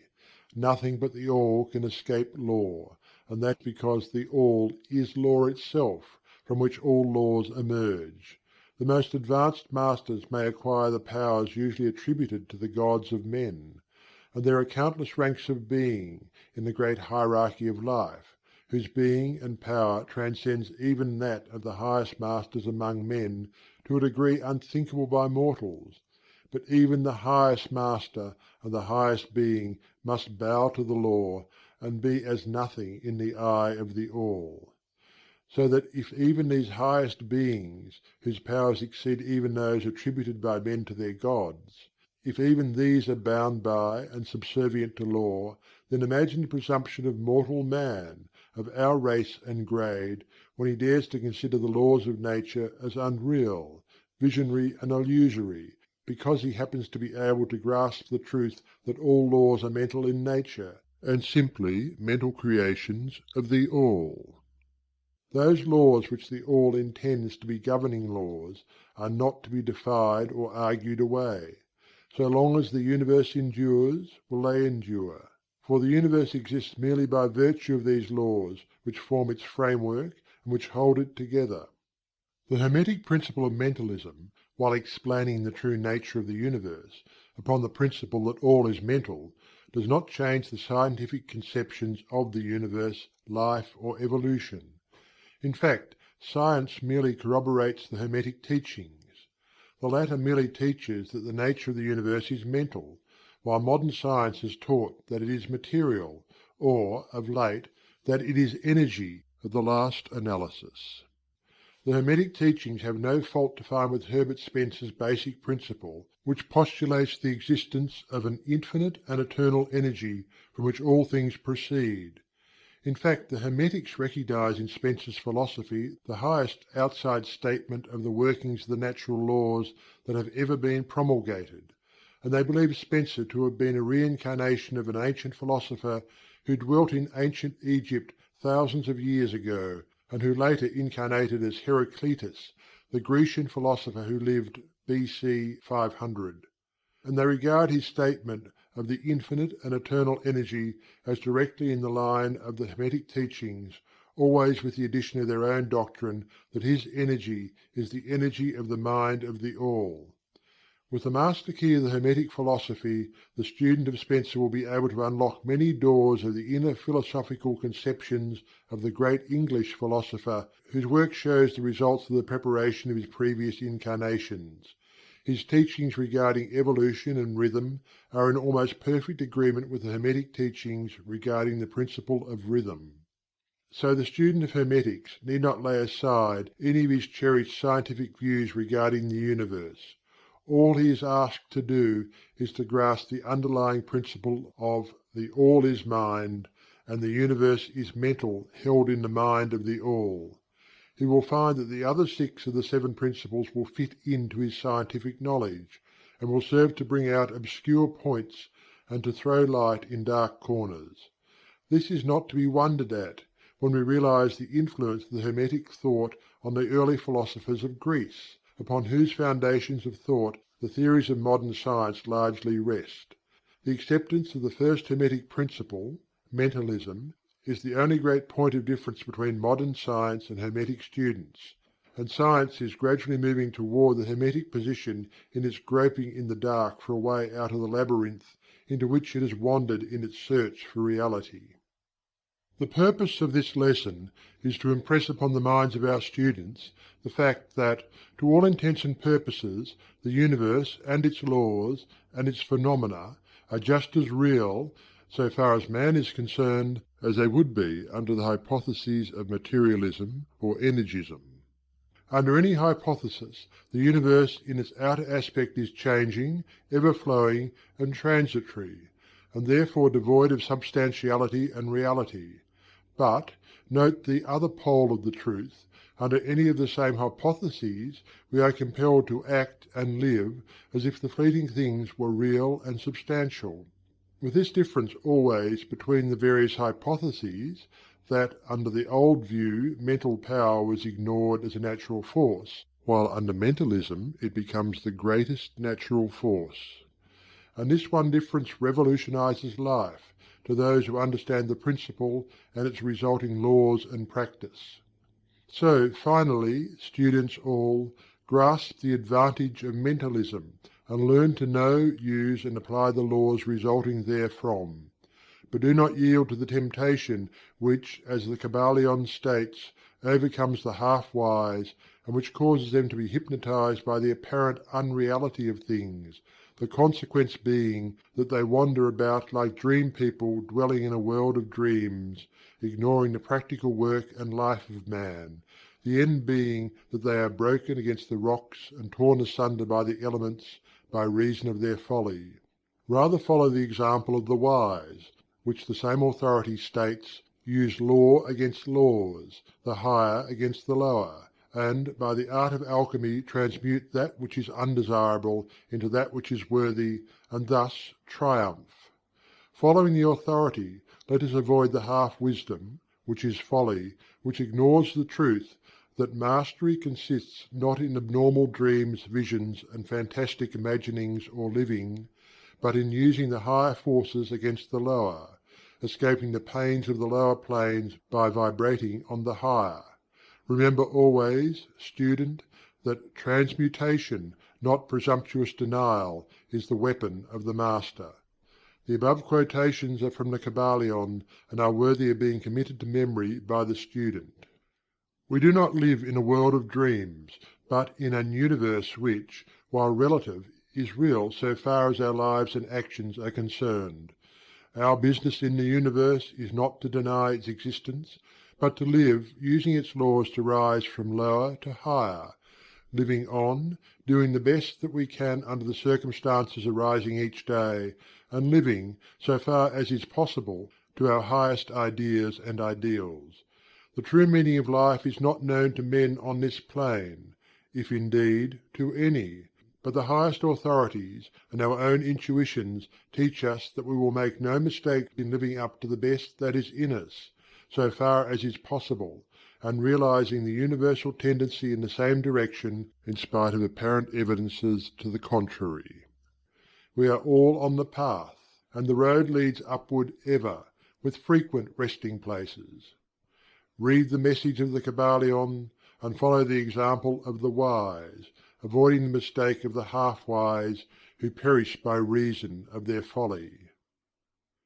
End of Chapter 6 of the Kybalion, by 3 Initiates. Chapter 7. The All in All. While all is in the All, it is equally true that the All is in all. To him who truly understands this truth hath come great knowledge. The Kybalion. How often have the majority of people heard repeated the statement that their deity, called by many names, was all in all, and how little have they suspected the inner occult truth concealed by these carelessly uttered words. The commonly used expression is a survival of the ancient Hermetic maxim quoted above. As the Kybalion says, to him who truly understands this truth hath come great knowledge. And this being so, let us seek this truth, the understanding of which means so much.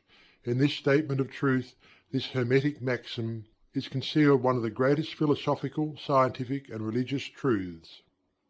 We have given you the Hermetic teaching regarding the mental nature of the universe, the truth that the universe is mental, held in the mind of the All. As the Kybalion says, in the passage quoted above, all is in the All. But note also the co-related statement, that it is equally true that the All is in all.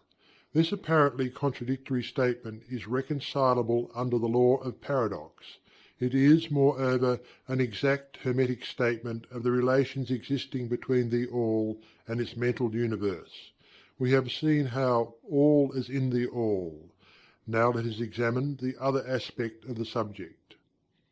The Hermetic teachings are to the effect that the All is immanent in, remaining within, inherent abiding within, its universe, and in every part, particle, unit, or combination within the universe.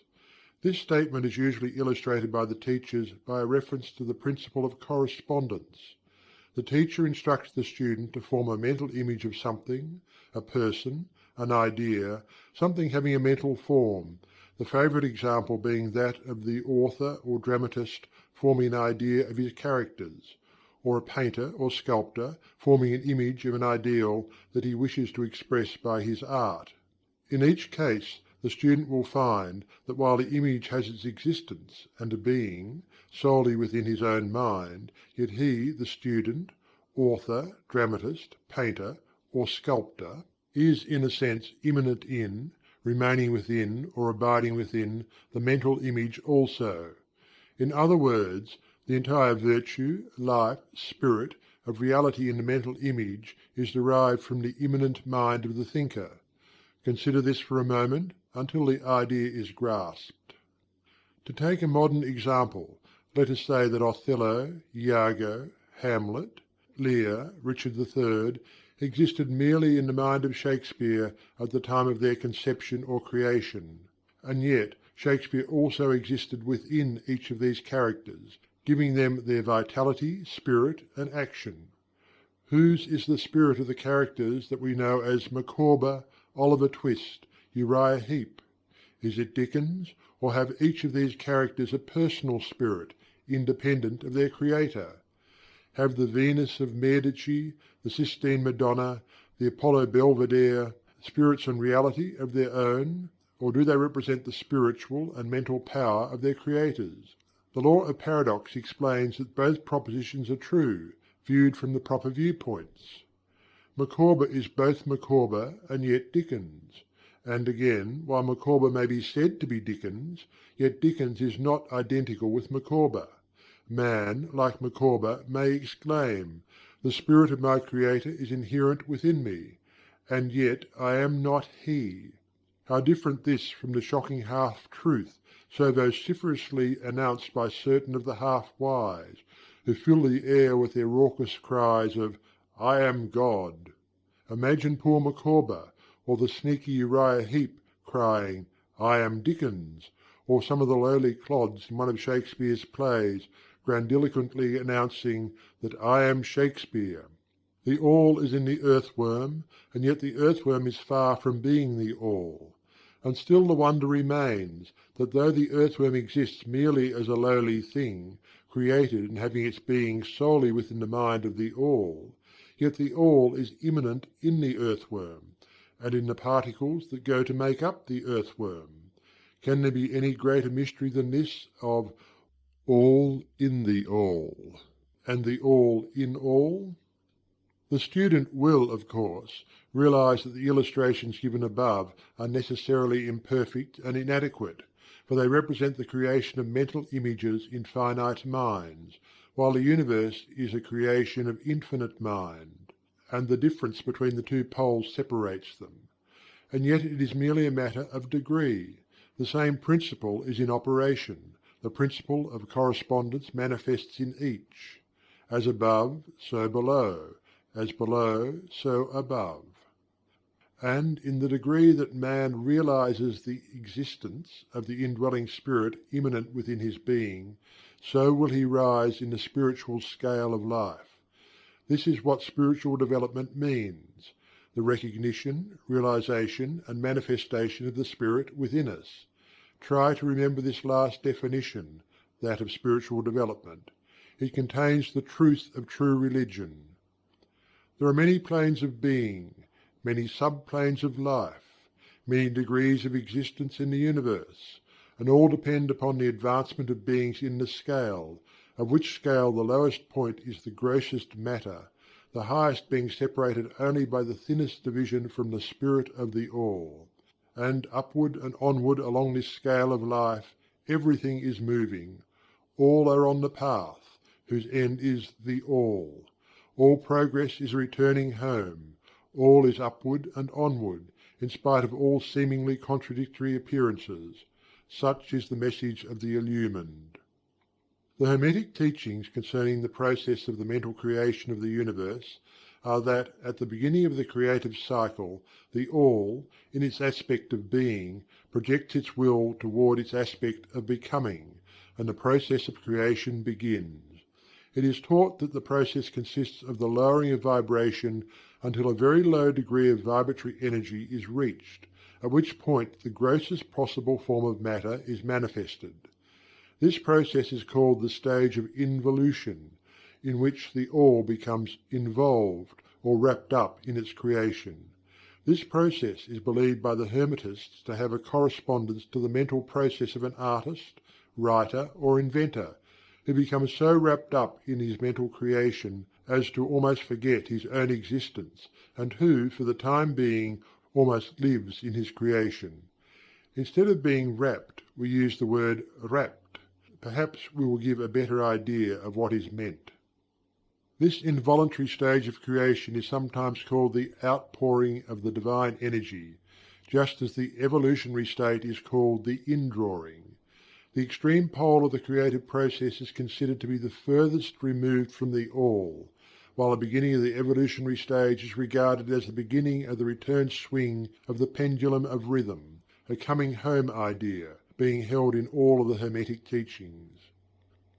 The teachings are that during the outpouring the vibrations become lower and lower, until finally the urge ceases and the return swing begins. But there is this difference, that while in the outpouring the creative forces manifest compactly and as a whole, yet from the beginning of the evolutionary or indrawing stage there is manifested the law of individualization, that is, the tendency to separate into units of force, so that finally that which left the All as unindividualized energy returns to its source as countless highly developed units of life, having risen higher and higher in the scale by means of physical, mental, and spiritual evolution. The ancient Hermetists used the word meditation in describing the process of the mental creation of the universe in the mind of the All, the word contemplation also being frequently employed. But the idea intended seems to be that of the employment of the divine attention. Attention is a word derived from the Latin root, meaning to reach out, to stretch out, and so the act of attention is really a mental reaching out, extension of mental energy, so that the underlying idea is readily understood when we examine into the real meaning of attention. The Hermetic teachings regarding the process of evolution are that the All, having meditated upon the beginning of the creation, having thus established the material foundations of the universe, having thought it into existence, then gradually awakens or rouses from its meditation, and in so doing starts into manifestation the process of evolution, on the material, mental, and spiritual planes, successively and in order. Thus the upward movement begins, and all begins to move spiritward. Matter becomes less gross, the units spring into being, the combinations begin to form, life appears and manifests in higher and higher forms, and mind becomes more and more in evidence, the vibrations constantly becoming higher. In short, the entire process of evolution, in all of its phases, begins, and proceeds according to the established laws of the indrawing process. All of this occupies eons upon eons of man's time, each eon containing countless millions of years, but yet the illumined inform us that the entire creation, including involution and evolution of an universe, is but as the twinkle of the eye to the All. At the end of countless cycles of eons of time, the All withdraws its attention, its contemplation and meditation of the universe, for the great work is finished, and all is withdrawn into the All from which it emerged. But mystery of mysteries, the spirit of each soul is not annihilated, but is infinitely expanded, the created and the Creator emerged. Such is the report of the illumined. The above illustration of the meditation, and subsequent awakening from meditation, of the All is of course but an attempt of the teachers to describe the infinite process by a finite example. And yet, as below, so above, the difference is merely in degree, and just as the All arouses itself from the meditation upon the universe, so does man, in time, cease from manifesting upon the material plane, and withdraws himself more and more into the indwelling spirit, which is indeed the divine Ego. There is one more matter of which we desire to speak in this lesson, and that comes very near to an invasion of the metaphysical field of speculation, although our purpose is merely to show the futility of such speculation. we allude to the question which inevitably comes to the mind of all thinkers who have ventured to seek the truth. The question is, why does the All create universes? The question may be asked in different forms, but the above is the gist of the inquiry. Men have striven hard to answer this question, but there is still no answer worthy of the name. Some have imagined that the All had something to gain by it, but this is absurd, for what could the All gain that it did not already possess? Others have sought the answer in the idea that the All wished something to love, and others that it created for pleasure, or amusement, or because it was lonely, or to manifest its power. All puerile explanations and ideas belonging to the childish period of thought. Others have sought to explain the mystery by assuming that the All found itself compelled to create by reason of its own internal nature, its creative instinct. This idea is an advance of the others, but its weak point lies in the idea of the All being compelled by anything, internal or external. If its internal nature or creative instinct compelled it to do anything, then the internal nature or creative instinct would be the Absolute, instead of the All, and so accordingly that part of the proposition falls. And yet the All does create and manifest, and seems to find some kind of satisfaction in so doing. And it is difficult to escape the conclusion that in some infinite degree it must have what would correspond to an inner nature or creative instinct in man, with correspondingly infinite desire and will. It could not act unless it willed to act, and it would not will to act unless it desired to act, and it would not desire to act unless it obtained some satisfaction thereby. And all of these things would belong to an inner nature, and might be postulated as existing according to the law of correspondence. But still we prefer to think of the All as acting entirely free from any influence, internal as well as external. That is the problem which lies at the root of difficulty, and the difficulty that lies at the root of the problem. Strictly speaking, there cannot be said to be any reason whatsoever for the All to act, for a reason implies a cause, and the All is above cause and effect, except when it wills to become a cause, at which time the principle is set into motion. So, you see, the matter is unthinkable, just as the All is unknowable. Just as we say the All merely is, so we are compelled to say that the All acts because it acts. At the last, the All is all reason in itself, all law in itself, all action in itself, and it may be said truthfully that the All is its own reason, its own law, its own act, or still further that the All, its reason, its act, is law, are one, all being names for the same thing. In the opinion of those who are giving you these present lessons, the answer is locked up in the inner self of the All, along with its secret of being. The law of correspondence, in our opinion, reaches only to that aspect of the All which may be spoken of as the aspect of becoming. Back of that aspect is the aspect of being, in which all laws are lost in law. All principles merge into principle and the All. Principle and being are identical, one and the same. Therefore, metaphysical speculation on this point is futile. We go into the matter here merely to show that we recognize the question, and also the absurdity of the ordinary answers of metaphysics and theology. In conclusion, it may be of interest to our students to learn that while some of the ancient and modern Hermetic teachers have rather inclined in the direction of applying the principle of correspondence to the question, with the result of the inner nature conclusion, still the legends have it that Hermes the Great, when asked this question by his advanced students, answered them by pressing his lips tightly together and saying not a word, indicating that there was no answer. But then he may have intended to apply the axiom of his philosophy, that the lips of wisdom are closed except to the ears of understanding, believing that even his advanced students did not possess the understanding which entitled them to the teaching.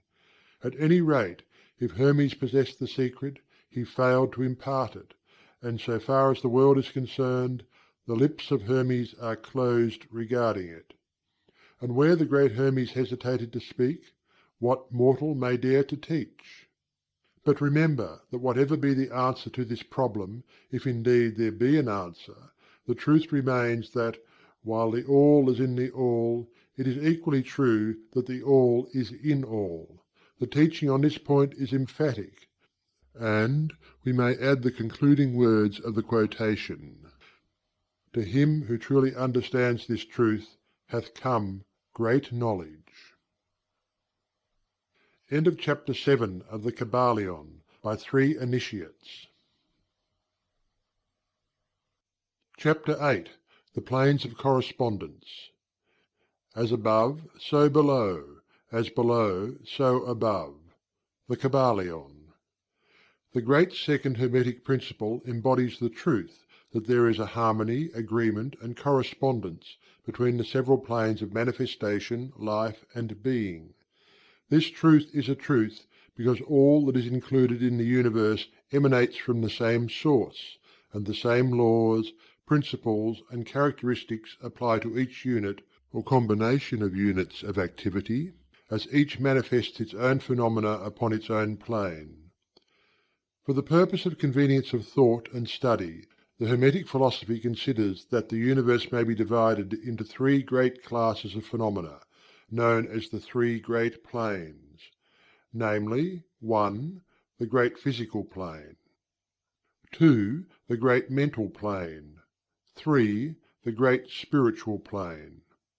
These divisions are more or less artificial and arbitrary, for the truth is that all of the three divisions are but ascending degrees of the great scale of life, the lowest point of which is undifferentiated matter, and the highest point that of spirit; and, moreover, the different planes shade into each other, so that no hard and fast division may be made between the higher phenomena of the physical and the lower of the mental, or between the higher of the mental and the lower of the physical.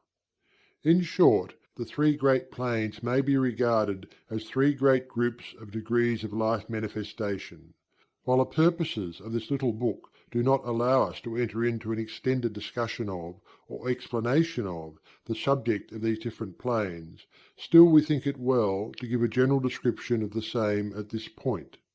At the beginning we may as well consider the question so often asked by the neophyte, who desires to be informed regarding the meaning of the word "plane," which term has been very freely used, and very poorly explained, in many recent works upon the subject of occultism. The question is generally about as follows: Is a plane a place having dimensions, or is it merely a condition or state? We answer, no, not a place, nor ordinary dimension of space, and yet more than a state or condition. It may be considered as a state or condition, and yet the state or condition is a degree of dimension, in a scale subject to measurement. Somewhat paradoxical, is it not? But let us examine the matter. A dimension, you know, is a measure in a straight line relating to measure, etc. The ordinary dimensions of space are length, breadth, and height, or perhaps length, breadth, and height, thickness or circumference. But there is another dimension of created things, or measure in a straight line, known to occultists, and to scientists as well, although the latter have not as yet applied the term dimension to it; and this new dimension, which, by the way, is the much speculated about fourth dimension, is the standard used in determining the degrees or planes. This fourth dimension may be called the dimension of vibration. It is a fact well known to modern science, as well as to the Hermetists, who have embodied the truth in their third Hermetic Principle, that everything is in motion, everything vibrates, nothing is at rest. From the highest manifestation to the lowest, everything and all things vibrate. Not only do they vibrate at different rates of motion, but as in different directions and in a different manner. The degrees of the rate of vibrations constitute the degrees of measurement on the scale of vibrations. In other words, the degrees of the fourth dimension, and these degrees form what occultists call planes. The higher the degree of rate of vibration, the higher the plane, and the higher the manifestation of life occupying that plane. So that while a plane is not a place, nor yet a state or condition, yet it possesses qualities common to both. We shall have more to say regarding the subject of the scale of vibrations in our next lessons, in which we shall consider the Hermetic principle of vibration. You will kindly remember, however, that the three great planes are not actual divisions of the phenomena of the universe, but merely arbitrary terms used by the Hermetists in order to aid in the thought and study of the various degrees and forms of universal activity and life. The atom of matter, the unit of force, the mind of man, and the being of the archangel are all but degrees in one scale, and all fundamentally the same, the difference between them solely a matter of degree and rate of vibration. All are creations of the All, and have their existence solely within the infinite mind of the All. The Hermetists subdivide each of the three great planes into 7 minor planes, and each of these latter are also subdivided into 7 subplanes, all divisions being more or less arbitrary, shading into each other, and adopted merely for convenience of scientific study and thought. The great physical plane, and its 7 minor planes, is that division of the phenomena of the universe which includes all that relates to physics, or material things, forces, and manifestations. It includes all forms of that which we call matter, and all forms of that which we call energy or force. But you must remember that the Hermetic philosophy does not recognize matter as a thing in itself, or as having a separate existence even in the mind of the All. The teachings are that matter is but a form of energy, that is, energy at a low rate of vibrations of a certain kind. And accordingly the Hermetists classify matter under the head of energy, and give to it 3 of the 7 minor planes of the great physical plane. These 7 minor physical planes are as follows: 1. The plane of matter A. 2. The plane of matter B. 3. The plane of matter C. 4. The plane of ethereal substance. 5. The plane of energy A. 6. The plane of energy B. 7. The plane of energy C. The plane of matter A comprises forms of matter in its forms of solids, liquids, and gases, as generally recognized by the textbooks on physics. The plane of matter B comprises certain higher and more subtle forms of matter of the existence of which modern science is but now recognizing, the phenomena of radiant matter, in its phases of radium, etc., belonging to the lower subdivision of this minor plane. The plane of matter C comprises forms of the most subtle and tenuous matter, the existence of which is not suspected by ordinary scientists. The plane of ethereal substance comprises that which science speaks of as the ether, a substance of extreme tenuity and elasticity, pervading all universal space, and acting as a medium for the transmission of waves of energy, such as light, heat, electricity, etc. This ethereal substance forms a connecting link between matter, so called, and energy, and partakes of the nature of each. The Hermetic teachings, however, instruct that this plane has 7 subdivisions, as have all of the minor planes, and that in fact there are 7 ethers instead of but one. Next above the plane of ethereal substance comes the plane of energy A, which comprises the ordinary forms of energy known to science, its 7 subplanes being, respectively, heat, light, magnetism, electricity, and attraction, including gravitation, cohesion, chemical affinity, etc., and several other forms of energy indicated by scientific experiments but not as yet named or classified. The plane of energy B comprises 7 subplanes of higher forms of energy not as yet discovered by science, but which have been called nature's finer forces, and which are called into operation in manifestations of certain forms of mental phenomena, and by which such phenomena becomes possible.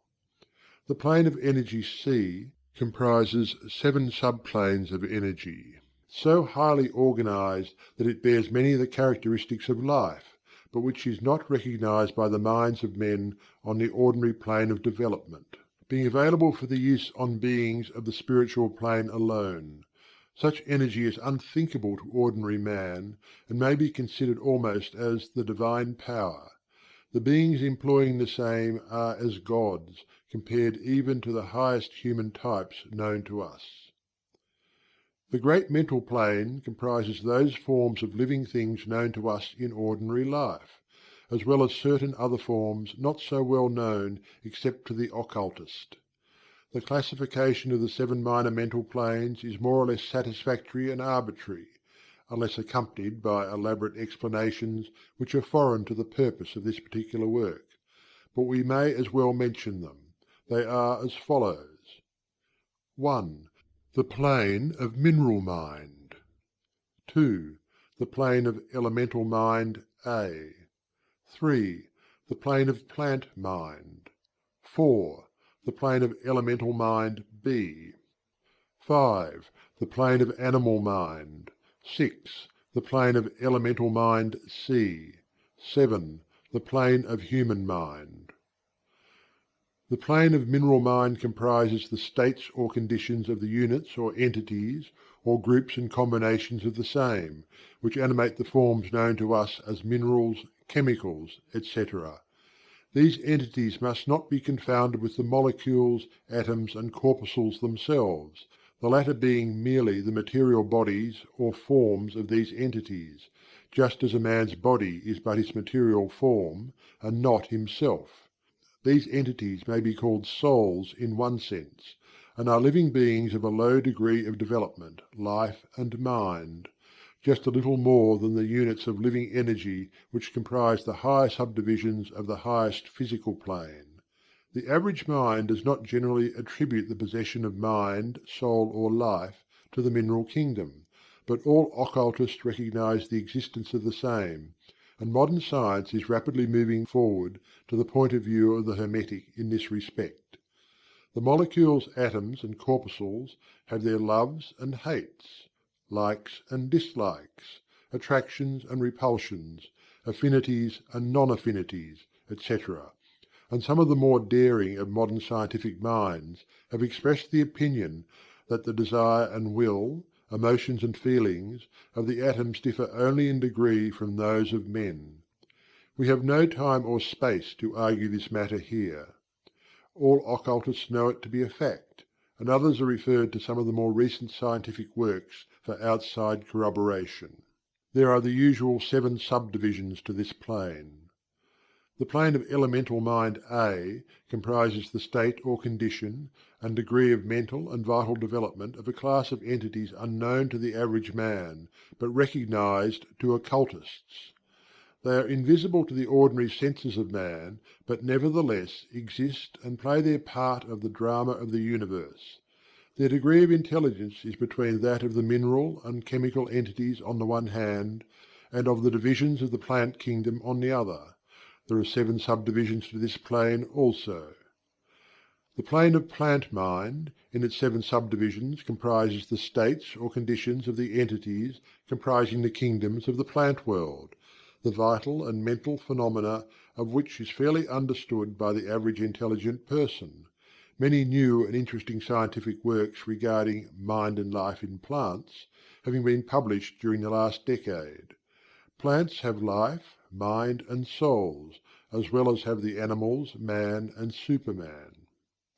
The plane of elemental mind B, in its 7 subdivisions, comprises the states and conditions of a higher form of elemental or unseen entities, playing their part in the general work of the universe, the mind and life of which form a part of the scale between the plane of plant mind and the plane of animal mind, the entities partaking of the nature of both.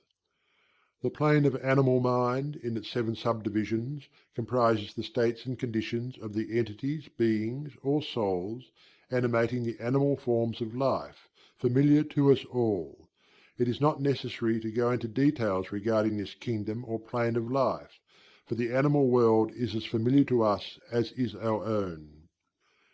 The plane of elemental mind C, in its 7 subdivisions, comprises those entities or beings, invisible as are all such elemental forms, which partake of the nature of both animal and human life in a degree and in certain combinations. The highest forms are semi-human in intelligence. The plane of human mind, in its 7 subdivisions, comprises those manifestations of life and mentality which are common to man, in his various grades, degrees, and divisions. In this connection, we wish to point out the fact that the average man of today occupies but the 4th subdivision of the plane of human mind, and only the most intelligent have crossed the borders of the 5th subdivision. It has taken the race millions of years to reach this stage, and it will take many more years for the race to move on to the 6th and 7th subdivisions, and beyond. But remember that there have been races before us which have passed through these degrees, and then on to higher planes. Our own race is the 5th, with stragglers from the 4th, which has set foot upon the path. And then there are a few advanced souls of our own race who have outstripped the masses, and who have passed on to the 6th and 7th subdivision, and some few beings still further on. The man of the 6th subdivision will be the Superman, he of the 7th will be the Overman. In our consideration of the 7 minor mental planes, we have merely referred to the 3 elementary planes in a general way. We do not wish to go into this subject in detail in this work, for it does not belong to this part of the general philosophy and teachings. But we may say this much, in order to give you a little clearer idea of the relations of these planes to the more familiar ones. The elementary planes bear the same relation to the planes of mineral, plant, animal, and human mentality and life that the black keys on the piano do to the white keys. The white keys are sufficient to produce music, but there are certain scales, melodies, and harmonies in which the black keys play their part, and in which their presence is necessary. They are also necessary as connecting links of soul condition, entity states, etc., between the several other planes, certain forms of development being attained therein. This last fact giving to the reader, who can read between the lines, a new light upon the processes of evolution, and a new key to the secret door of the leaps of life between kingdom and kingdom. The great kingdoms of elementals are fully recognized by all occultists, and the esoteric writings are full of mention of them. The readers of Bulwer's Zanoni and similar tales will recognize the entities inhabiting these planes of life. Passing on from the great mental plane to the great spiritual plane, what shall we say? How can we explain these higher states of being, life, and mind, to minds as yet unable to grasp and understand the higher subdivisions of the plane of human mind? The task is impossible. We can speak only in the most general terms. How may light be described to a man born blind? How sugar to a man who has never tasted anything sweet? How harmony to one born deaf? All that we can say is that the 7 minor planes of the great spiritual plane, each minor plane having its 7 subdivisions, comprise beings possessing life, mind, and form as far above that of man of today as the latter is above the earthworm, mineral, or even certain forms of energy or matter. The life of these beings so far transcends ours that we cannot even think of the details of the same. Their minds so far transcend ours that to them we scarcely seem to think, and our mental processes seem almost akin to material processes. The matter of which their forms are composed is of the highest planes of matter, nay, some are even said to be clothed in pure energy. What may be said of such beings? On the 7 minor planes of the great spiritual plane exist beings of whom we may speak as angels, archangels, demigods. On the lower minor planes dwell those great souls whom we call masters and adepts.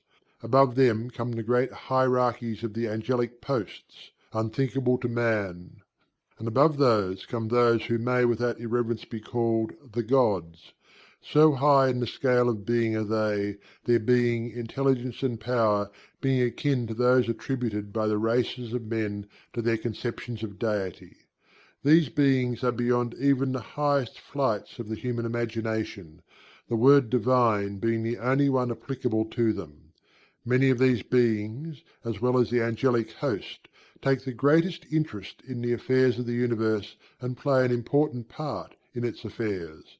These unseen divinities and angelic helpers extend their influence freely and powerfully in the process of evolution and cosmic progress. Their occasional intervention and assistance in human affairs have led to the many legends, beliefs, religions and traditions of the race, past and present. They have superimposed their knowledge and power upon the world, again and again, all under the law of the All, of course. But yet, even the highest of these advanced beings exist merely as creations of, and in the mind of the All, and are subject to the cosmic processes and universal laws. They are still mortal. We may call them gods if we like, but still they are but the elder brethren of the race, the advanced souls who have outstripped their brethren, and who have foregone the ecstasy of absorption by the All, in order to help the race on its upward journey along the path. But they belong to the universe, and are subject to its conditions. They are mortal, and their plane is below that of absolute spirit. Only the most advanced Hermetists are able to grasp the inner teachings regarding the state of existence and the powers manifested on the spiritual planes. The phenomena is so much higher than that of the mental planes that a confusion of ideas would surely result from an attempt to describe the same. Only those whose minds have been carefully trained along the lines of the Hermetic philosophy for years, yes, those who have brought with them from other incarnations the knowledge acquired previously, can comprehend just what is meant by the teaching regarding these spiritual planes. And much of these inner teachings is held by the Hermetists as being too sacred, important, and even dangerous for general public dissemination. The intelligent student may recognize what we mean by this when we state that the meaning of spirit, as used by the Hermetists, is akin to living power, animated force, inner essence, essence of life, etc., which meaning must not be confounded with that usually and commonly employed in connection with the term, that is, religious, ecclesiastical, spirituel, ethereal, holy, etc., etc. To occultists the word spirit is used in the sense of the animating principle, carrying with it the idea of power, living energy, mystic force, etc. And occultists know that that which is known to them as spiritual power may be employed for evil as well as good ends, in accordance with the principle of Polarity, a fact which has been recognized by the majority of religions in their conceptions of Satan, Beelzebub, the Devil, Lucifer, fallen angels, etc. And so the knowledge regarding these planes has been kept in the Holy of Holies in all esoteric fraternities and occult orders, in the secret chamber of the temple. But this may be said here, that those who have attained high spiritual powers and have misused them, have a terrible fate in store for them, and the swing of the pendulum of rhythm will inevitably swing them back to the furthest extreme of material existence, from which point they must retrace their steps spiritward, along the weary rounds of the path, but always with the added torture of having always with them a lingering memory of the heights from which they fell owing to their evil actions.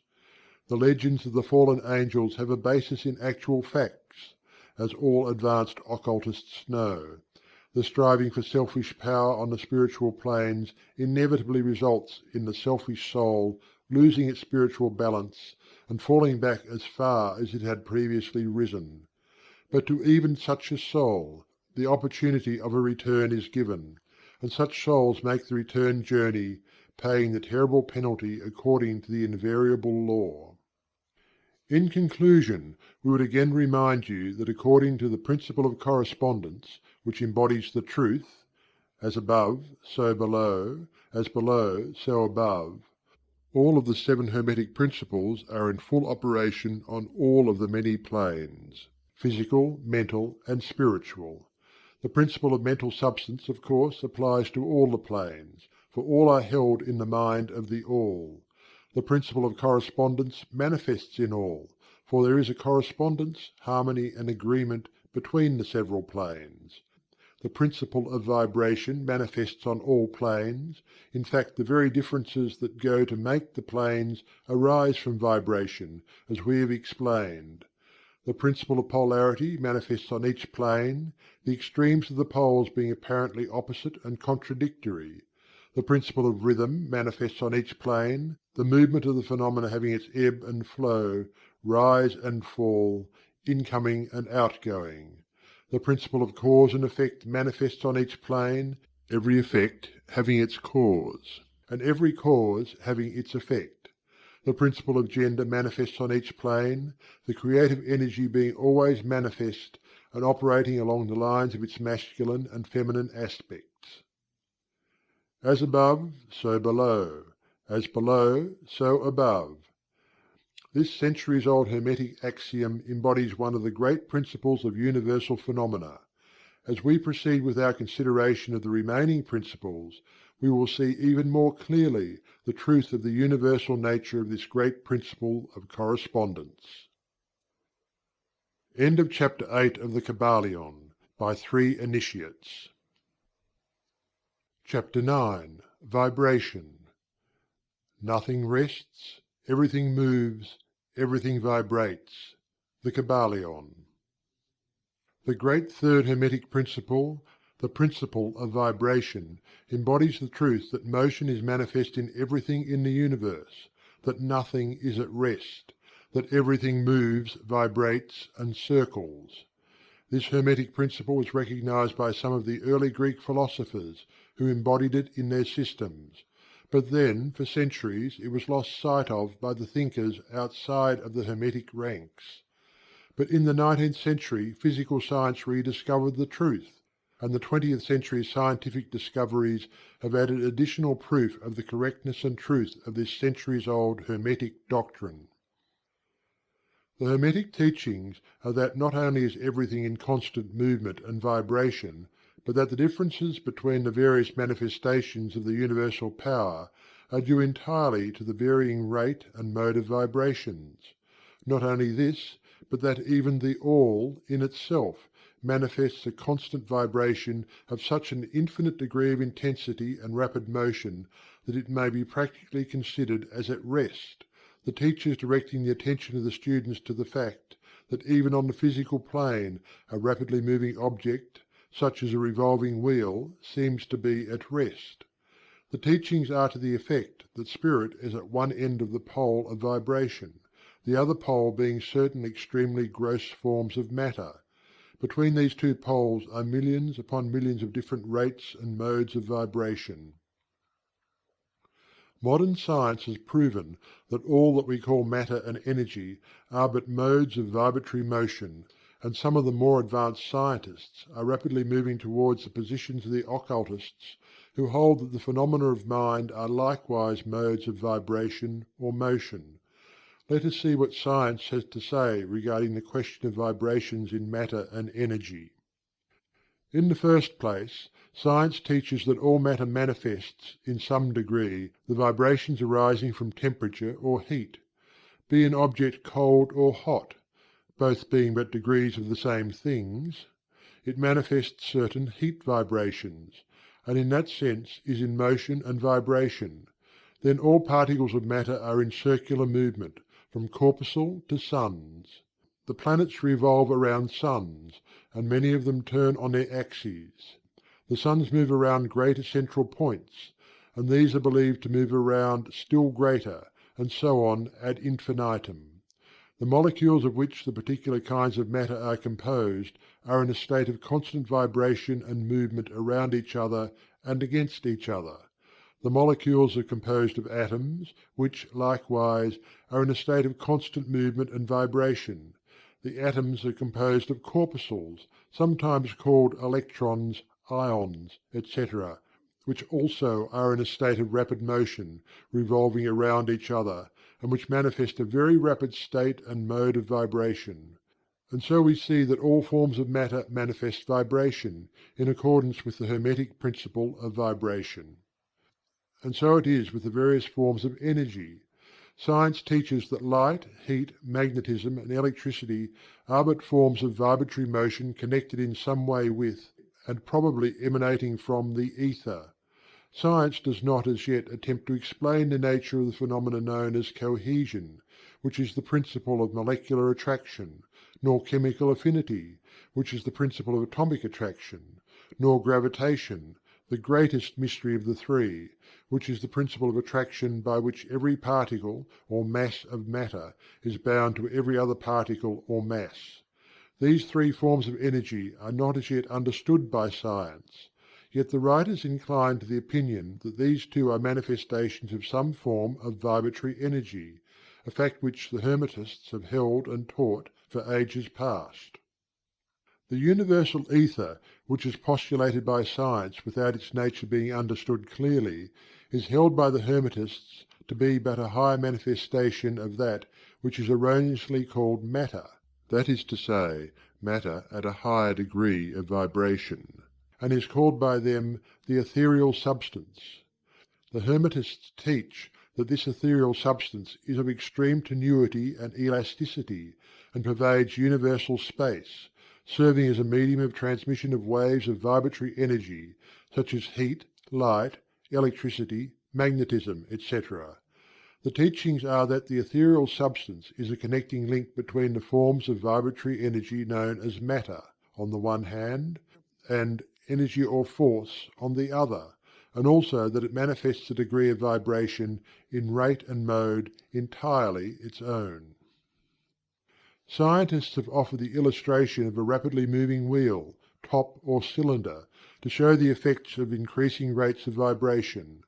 The illustration supposes a wheel, top, or revolving cylinder running at a low rate of speed. We will call this revolving thing the object in following out the illustration. Let us suppose the object moving slowly. It may be seen readily, but no sound of its movement reaches the ear. The speed is gradually increased.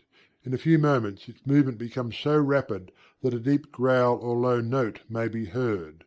Then, as the rate is increased, the note rises one in the musical scale. Then, the motion being still further increased, the next highest note is distinguished. Then, one after another, all the notes of the musical scale appear, rising higher and higher as the motion is increased. Finally, when the motions have reached a certain rate, the final note perceptible to human ears is reached, and the shrill piercing shriek dies away, and silence follows. No sound is heard from the revolving object, the rate of motion being so high that the human ear cannot reach to the vibrations. Then comes the perception of rising degrees of heat. Then, after quite a time, the eye catches a glimpse of the object becoming a dull reddish colour.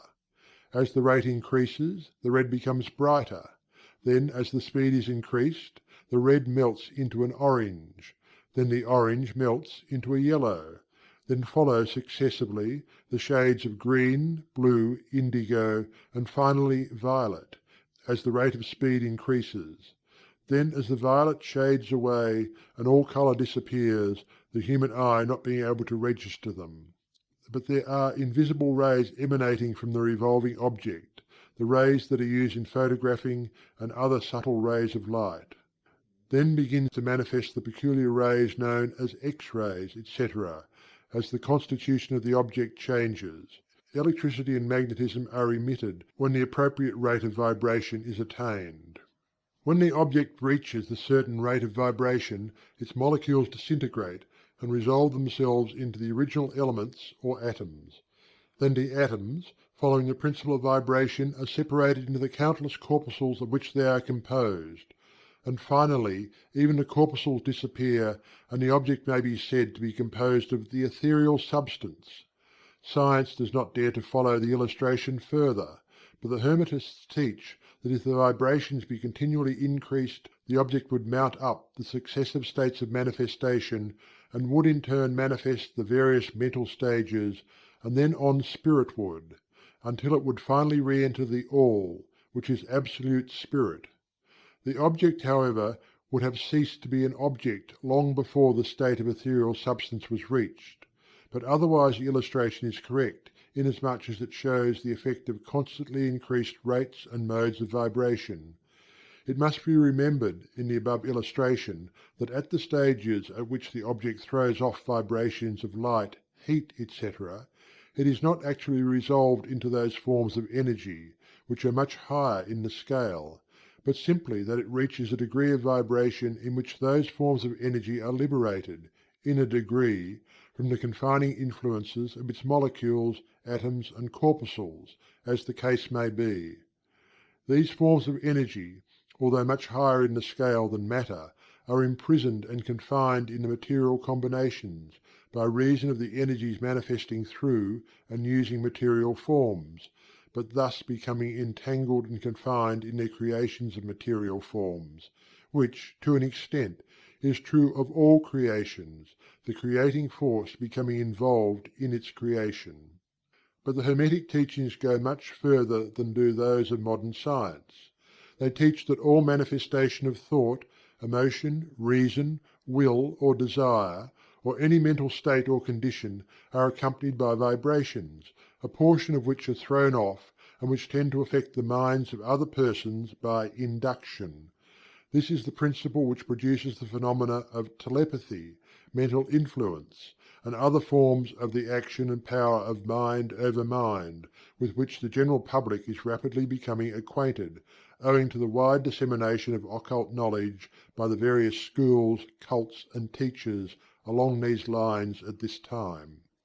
Every thought, emotion, or mental state has its corresponding rate and mode of vibration, and by an effort of the will of the person, or of other persons, these mental states may be reproduced, just as a musical tone may be reproduced by causing an instrument to vibrate at a certain rate, just as color may be reproduced in the same way.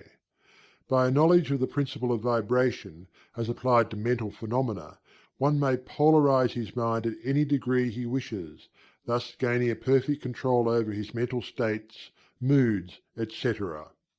In the same way he may affect the minds of others, producing the desired mental states in them. In short, he may be able to produce on the mental plane that which science produces on the physical plane, namely, vibrations at will.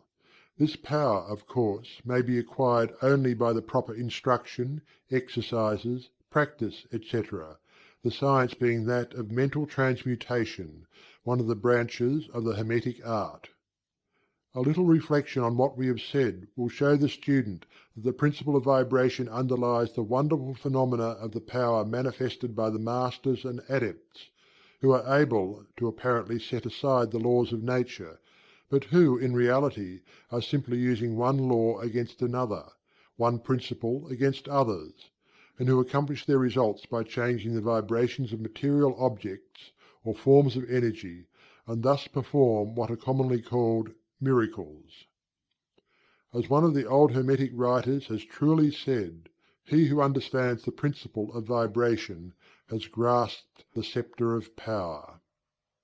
End of chapter 9 of the Kybalion, by 3 Initiates. Chapter 10. Polarity. Everything is dual, everything has poles, everything has its pair of opposites. Like and unlike are the same. Opposites are identical in nature, but different in degree. Extremes meet. All truths are but half-truths. All paradoxes may be reconciled. The Kybalion. The great fourth Hermetic principle, the principle of Polarity, embodies the truth that all manifested things have two sides, two aspects, two poles, a pair of opposites, with manifold degrees between the two extremes. The old paradoxes, which have ever perplexed the mind of men, are explained by an understanding of this principle. Man has always recognized something akin to this principle, and has endeavored to express it by such sayings, maxims, and aphorisms as the following: Everything is and isn't at the same time. All truths are but half-truths. Every truth is half false. There are two sides to everything. There is a reverse side to every shield, etc., etc. The Hermetic teachings are to the effect that the difference between things seemingly diametrically opposed to each other is merely a matter of degree. It teaches that the pairs of opposites may be reconciled, and that thesis and antithesis are identical in nature but different in degree, and that the universal reconciliation of opposites is effected by a recognition of this principle of polarity.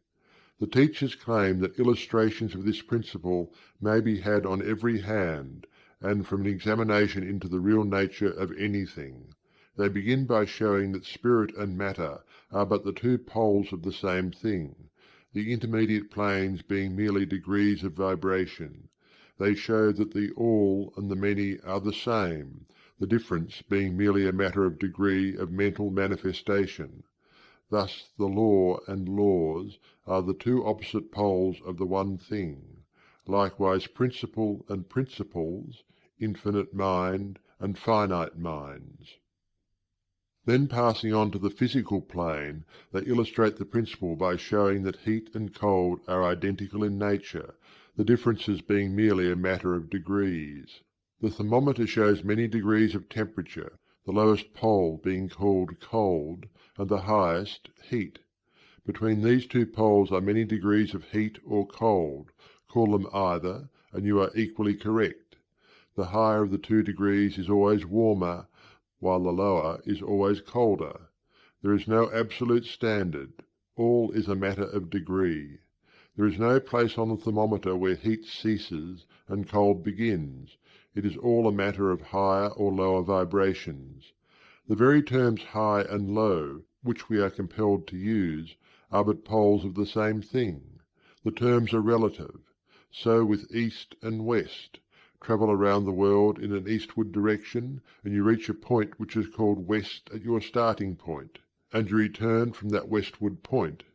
Travel far enough north, and you will find yourself traveling south, or vice versa. Light and darkness are poles of the same thing, with many degrees between them. The musical scale is the same. Starting with C, you move upward until you reach another C, and so on, the differences between the two ends of the board being the same, with many degrees between the two extremes. The scale of colour is the same, higher and lower vibrations being the only difference between high violet and low red. Large and small are relative, so are noise and quiet. Hard and soft follow the rule. Likewise sharp and dull. Positive and negative are two poles of the same thing, with countless degrees between them. Good and bad are not absolute. We call one end of the scale good and the other bad, or one end good and the other evil, according to the use of the terms. A thing is less good than the thing higher in the scale, but that less good thing in turn is more good than the thing below it, and so on, the more or less being regulated by the position on the scale. And so it is on the mental plane. Love and hate are generally regarded as being things diametrically opposed to each other, entirely different, unreconcilable. But we apply the principle of polarity. We find there is no such thing as absolute love or absolute hate, as distinguished from each other. The two are merely terms applied to the two poles of the same thing. Beginning at any point of the scale, we find more love or less hate as we ascend the scale, and more hate or less love as we descend. This being true no matter from what point, high or low, we may start. There are degrees of love and hate, and there is a middle point where like and dislike become so faint that it is difficult to distinguish between them. Courage and fear come under the same rule. The pairs of opposites exist everywhere. Where you find one thing, you find its opposite, the two poles. And it is this fact that enables the Hermetist to transmute one mental state into another, along the lines of polarization. Things belonging to different classes cannot be transmuted into each other, but things of the same class may be changed, that is, may have their polarity changed. Thus love never becomes east or west, or red or violet, but it may and often does turn into hate, and likewise hate may be transformed into love by changing its polarity. Courage may be transmuted into fear, and the reverse. Hard things may be rendered soft, dull things become sharp, hot things become cold, and so on, the transmutation always being between things of the same kind of different degrees. Take the case of a fearful man. By raising his mental vibrations along the line of fear-courage, he can be filled with the highest degree of courage and fearlessness, and likewise the slothful man may change himself into an active, energetic individual simply by polarizing along the lines of the desired quality. The student who is familiar with the processes by which the various schools of mental science, etc., produce changes in the mental states of those following their teachings, may not readily understand the principle underlying many of these changes.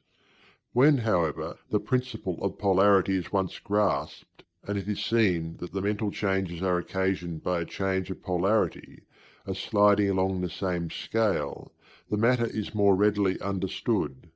The change is not in the nature of a transmutation of one thing into another thing entirely different, but is merely a change of degree in the same things, a vastly important difference. For instance, borrowing an analogy from the physical plane, it is impossible to change heat into sharpness, loudness, highness, etc., but heat may be readily transmuted into cold, simply by lowering the vibrations. In the same way hate and love are mutually transmutable, so are fear and courage. But fear cannot be transformed into love, nor can courage be transmuted into hate. The mental states belong to innumerable classes, each class of which has its opposite poles, along which transmutation is possible. The student will readily recognize that in the mental states, as well as the phenomena of the physical plane, the two poles may be classified as positive and negative respectively. Thus love is positive to hate, courage to fear, activity to non-activity, etc., etc. And it will also be noticed that even to those unfamiliar with the principle of vibration, the positive pole seems to be of a higher degree than the negative, and readily dominates it. The tendency of nature is in the direction of the dominant activity of the positive pole. In addition to the changing of the poles of one's own mental state by the operation of the art of polarization, the phenomena of mental influence, in its manifold phases, shows us that the principle may be extended so as to embrace the phenomena of the influence of one mind over that of another, of which so much has been written and taught of late years. When it is understood that mental induction is possible, that is, that mental states may be produced by induction from others, then we can readily see how a certain rate of vibration, or polarization of a certain mental state, may be communicated to another person, and his polarity in that class of mental states thus changed. It is along this principle that results of many of the mental treatments are obtained. For instance, a person is blue, melancholy, full of fear. A mental scientist, bringing his own mind up to the desired vibration by his trained will, and thus obtaining the desired polarization in his own case, then produces a similar mental state in the other by induction, the result being that the vibrations are raised, and the person polarizes towards the positive end of the scale instead of toward the negative, and his fear and other negative emotions are transmuted to courage and similar positive mental states. A little study will show you that these mental changes are nearly all along the line of polarization, the change being one of degree rather than of kind. A knowledge of the existence of this great hermetic principle will enable the student to better understand his own mental states and those of other people. He will see that these states are all matters of degree, and seeing thus, he will be able to raise or lower the vibration at will, to change his mental poles, and thus be master of his mental states, instead of being their servant and slave. And by his knowledge he will be able to aid his fellows intelligently, and by the appropriate methods change the polarity when the same is desirable. We advise all students to familiarize themselves with this principle of polarity, for a correct understanding of the same will throw light on many difficult subjects. End of Chapter 10 of the Kybalion, by 3 Initiates. Chapter 11. Rhythm. Everything flows out and in, everything has its tides, all things rise and fall. The pendulum swing manifests in everything. The measure of the swing to the right is the measure of the swing to the left. Rhythm compensates. The Kybalion. The great fifth Hermetic principle, the principle of rhythm, embodies the truth that in everything there is manifested a measured motion, a to and from movement, a flow and inflow, a swing forward and backward, a pendulum-like movement, a tide-like ebb and flow, a high tide and a low tide, between the two poles manifest on the physical, mental, or spiritual planes. The principle of rhythm is closely connected with the principle of polarity described in the previous chapter. Rhythm manifests between the two poles established by the principle of polarity. This does not mean, however, that the pendulum of rhythm swings to the extreme poles, for this rarely happens. In fact, it is difficult to establish the extreme polar opposites in the majority of cases, but the swing is ever toward first one pole and then the other. There is always an action and reaction, an advance and a retreat, a rising and a sinking, manifested in all of the airs and phenomena of the universe. Suns, worlds, men, animals, plants, minerals, forces, energy, mind and matter, yes, even spirit, manifests this principle. The principle manifests in the creation and destruction of worlds, in the rise and fall of nations, in the life history of all things, and finally in the mental states of man. Beginning with the manifestations of spirit, of the All, it will be noticed that there is ever the outpouring and the indrawing, the outbreathing and inbreathing of Brahm, as the Brahmins word it. Universes are created, reach their extreme low point of materiality, and then begin their upward swing. Suns spring into being, and then their height of power being reached, the process of retrogression begins, and after eons they become dead masses of matter, awaiting another impulse which starts again their inner energies into activity, and a new solar life cycle is begun. And thus it is with all the worlds. They are born, grow and die, only to be reborn. And thus it is with all the things of shape and form. They swing from action to reaction, from birth to death, from activity to inactivity, and then back again. Thus it is with all living things. They are born, grow and die, and then are reborn. So it is with all great movements, philosophies, creeds, fashions, governments, nations, and all else. Birth, growth, maturity, decadence, death, and then new birth. The swing of the pendulum is ever in evidence. Night follows day, and day night. The pendulum swings from summer to winter, and then back again. The corpuscles, atoms, molecules, and all masses of matter swing around the circle of their nature. There is no such thing as absolute rest, or cessation from movement, and all movement partakes of rhythm. The principle is of universal application. It may be applied to any question or phenomena of any of the many planes of life. It may be applied to all phases of human activity. There is always the rhythmic swing from one pole to the other. The universal pendulum is ever in motion. The tides of life flow in and out according to law. The principle of rhythm is well understood by modern science, and is considered a universal law as applied to material things. But the Hermetists carry the principle much further, and know that its manifestations and influence extend to the mental activities of man, and that it accounts for the bewildering succession of moods, feelings, and other annoying and perplexing changes that we notice in ourselves. But the Hermetists, by studying the operations of this principle, have learnt to escape some of its activities by transmutation. The Hermetic Masters long since discovered that while the principle of rhythm was invariable and ever in evidence in mental phenomena, still there were two planes of its manifestation so far as mental phenomena are concerned. They discovered that there were two general planes of consciousness, the lower and the higher, the understanding of which fact enabled them to rise to the higher plane and thus escape the swing of the rhythmic pendulum which manifested on the lower plane. In other words, the swing of the pendulum occurred on the unconscious plane, and consciousness was not affected.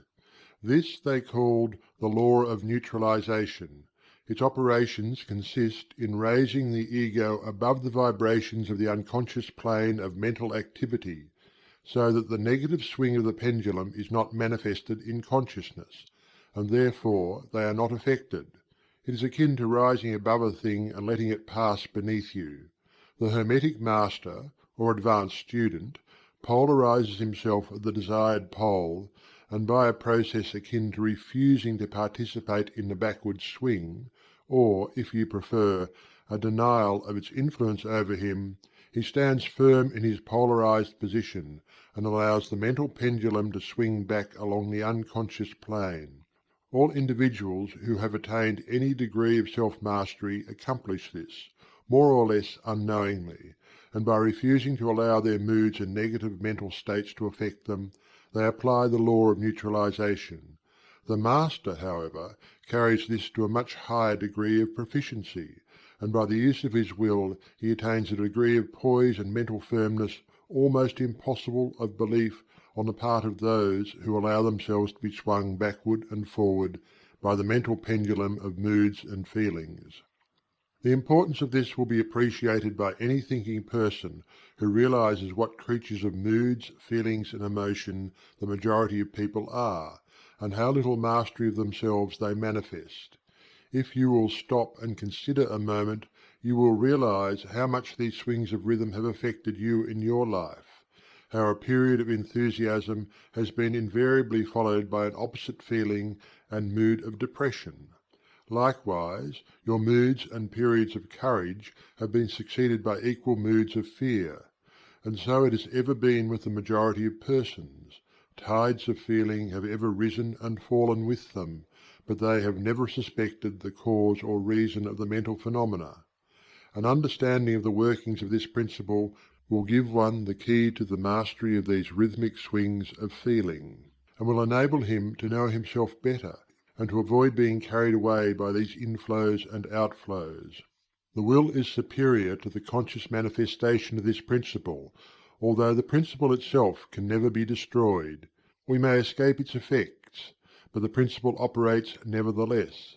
The pendulum ever swings, although we may escape being carried along with it. There are other features of the operation of this principle of rhythm of which we wish to speak at this point. There comes into its operations that which is known as the law of compensation.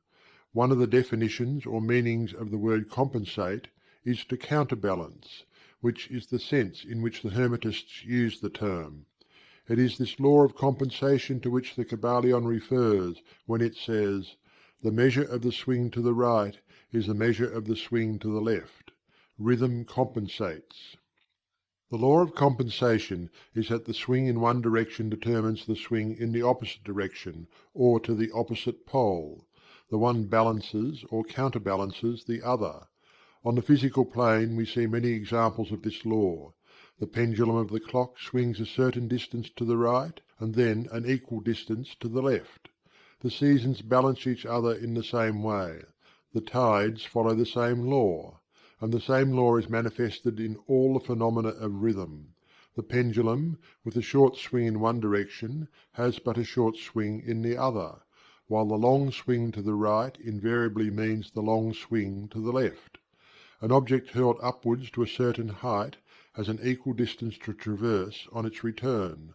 The force with which a projectile is sent upwards a mile is reproduced when the projectile returns to the earth on its return journey. The law is constant on the physical plane, as reference to the standard authorities will show you. But the Hermetists carry it still further. They teach that a man's mental states are subject to the same law. The man who enjoys keenly is subject to keen suffering, while he who feels but little pain is capable of feeling but little joy. The pig suffers but little mentally and enjoys but little. He is compensated. And on the other hand, there are other animals who enjoy keenly, but whose nervous organism and temperament cause them to suffer exquisite degrees of pain. And so it is with man. There are temperaments which permit of but low degrees of enjoyment and equally low degrees of suffering, while there are others which permit the most intense enjoyment, but also the most intense suffering.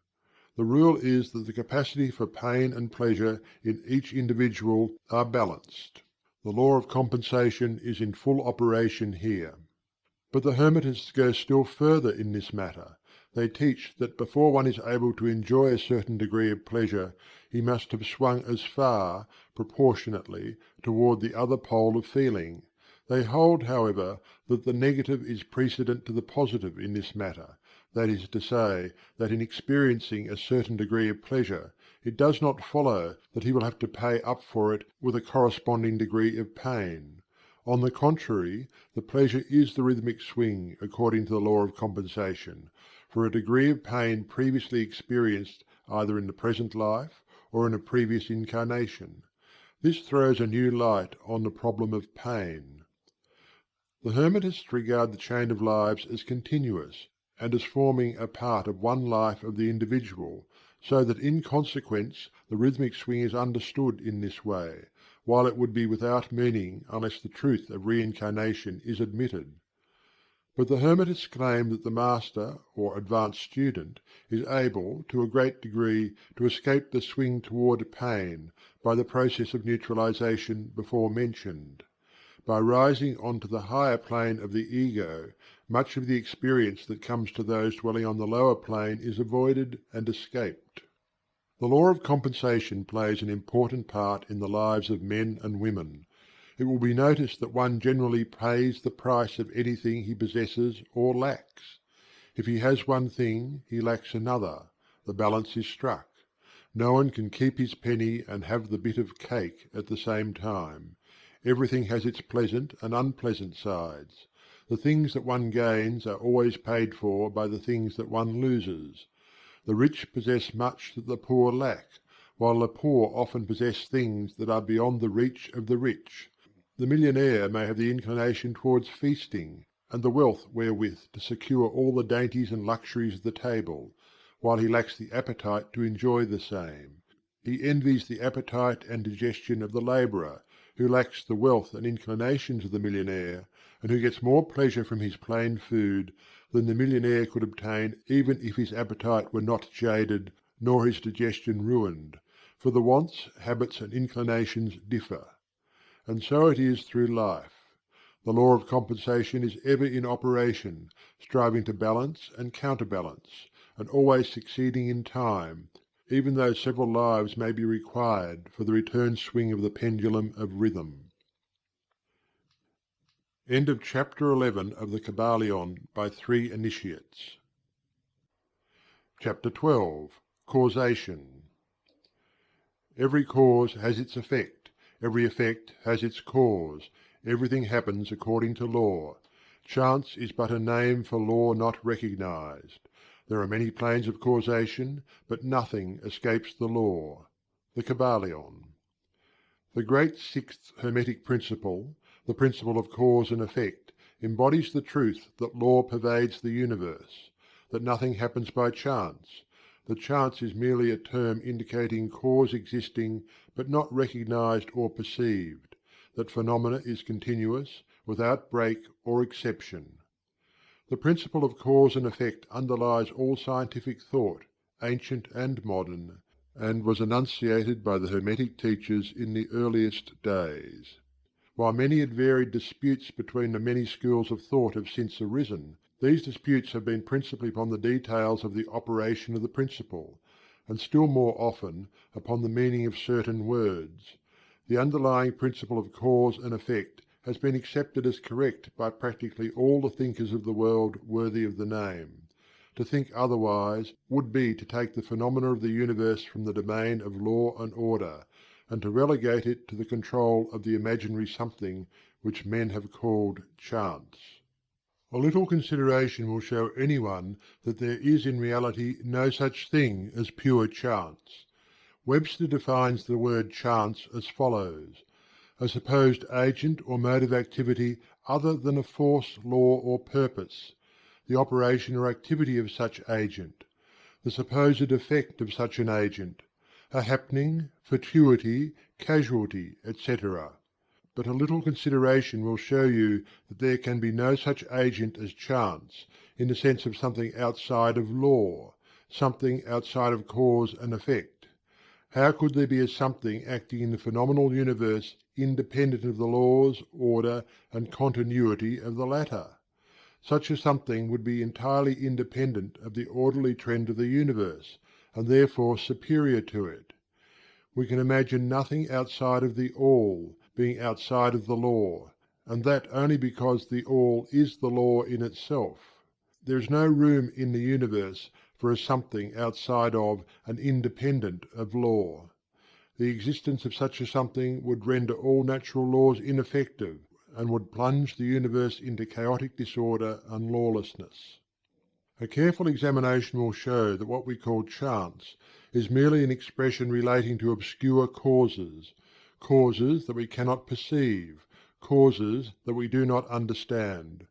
The word chance is derived from a word meaning to fall, as in the falling of dice, the idea being that the fall of the dice, and many other happenings, are merely a happening unrelated to any cause, and this is the sense in which the term is generally employed. But when the matter is closely examined, it is seen that there is no chance whatsoever about the fall of the dice. Each time a die falls and displays a certain number, it obeys a law as infallible as that which governs the revolution of the planets around the sun. Back of the fall of the dice are causes, or chains of causes, running back further than the mind can follow: the position of the die in the box, the amount of muscular energy expended in the throw, the condition of the table, etc., etc. All are causes, the effect of which may be seen. But back of these seen causes there are chains of unseen preceding causes, all of which had a bearing upon the number of the die which fell uppermost. If a die be cast a great number of times, it will be found that the numbers shown will be about equal, that is, there will be an equal number of one spot, two spot, etc., coming uppermost. Toss a penny in the air, and it may come down either heads or tails; but make a sufficient number of tosses, and the heads and tails will about even up. This is the operation of the law of average. But both the average and the single toss come under the law of cause and effect, and if we were able to examine into the preceding causes, it would be clearly seen that it was simply impossible for the die to fall other than it did, under the same circumstances and at the same time. Given the same causes, the same results will follow. There is always a cause and a because to every event. Nothing ever happens without a cause, or rather a chain of causes. Some confusion has arisen in the minds of persons considering this principle, from the fact that they were unable to explain how one thing could cause another thing, that is, be the creator of the second thing. As a matter of fact, no thing ever causes or creates another thing. Cause and effect deals merely with events. An event is that which comes, arrives, or happens as a result or consequent of some preceding event. No event creates another event, but is merely a preceding link in the great orderly chain of events flowing from the creative energy of the All. There is a continuity between all events precedent, consequent, and subsequent. There is a relation existing between everything that has gone before and everything that follows. A stone is dislodged from a mountain side and crashes through a roof of a cottage in the valley below. At first sight we regard this as a chance effect, but when we examine the matter we find a great chain of causes behind it. In the first place there was a rain which softened the earth supporting the stone, and which allowed it to fall. Then back of that was the influence of the sun, other rains, etc., which gradually disintegrated the piece of rock from a larger piece. Then there were causes which led to the formation of the mountain, and its upheaval by convulsions of nature, and so on ad infinitum. Then we might follow up the causes behind the rain, etc. Then we might consider the existence of the roof. In short, we would soon find ourselves involved in a mesh of cause and effect, from which we would soon strive to extricate ourselves. Just as a man has 2 parents, and 4 grandparents, and 8 great-grandparents, and 16 great-great-grandparents, and so on until when, say, 40 generations are calculated, the numbers of ancestors run into many millions. So it is with a number of causes behind even the most trifling event or phenomena, such as the passage of a tiny speck of soot before your eye. It is not an easy matter to trace the bit of soot back to the early period of the world's history, when it formed part of a massive tree trunk, which was afterwards converted into coal, and so on, until as the speck of soot it now passes before your vision on its way to other adventures. And a mighty chain of events, causes and effects, brought it to its present condition, and the latter is but one of the chain of events which will go on to produce other events hundreds of years from now. One of the series of events arising from the tiny bit of soot was the writing of these lines, which caused the typesetter to perform certain work, the proofreader to do likewise, and which will arouse certain thoughts in your mind and that of others, which in turn will affect others, and so on, and on, and on, beyond the ability of man to think further, and all from the passage of a tiny bit of soot, all of which shows the relativity and association of things, and the further fact that there is no great, there is no small, in the mind that causeth all. Stop to think a moment. If a certain man had not met a certain maid away back in the dim period of the Stone Age, you who are now reading these lines would not now be here. And if, perhaps, the same couple had failed to meet, we who now write these lines would not now be here. And the very act of writing, on our part, and the act of reading, on yours, will affect not only the respective lives of yourself and ourselves, but will also have a direct or indirect effect upon many other people now living and who will live in the ages to come. Every thought we think, every act we perform, has its direct and indirect results which fit into the great chain of cause and effect. We do not wish to enter into a consideration of free will or determinism in this work for various reasons. Among the many reasons is the principal one that neither side of the controversy is entirely right. In fact, both sides are partially right, according to the Hermetic teachings. The principle of polarity shows that both are but half-truths, the opposite poles of truth. The teachings are that a man may be both free and yet bound by necessity, depending upon the meaning of the terms, and the height of truth from which the matter is examined. The ancient writers express the matter thus: the further the creation is from the centre, the more it is bound; the nearer the centre it reaches, the nearer free is it. The majority of people are more or less the slaves of heredity, environment, etc., and manifest very little freedom. They are swayed by the opinions, customs, and thoughts of the outside world, and also by their emotions, feelings, moods, etc. They manifest no mastery worthy of the name. They indignantly repudiate this assertion, saying, "Why, I certainly am free to act and do as I please. I do just what I want to do." But they fail to explain whence arise the "want to" and the "as I please." What makes them want to do one thing in preference to another? What makes them please to do this, and not do that?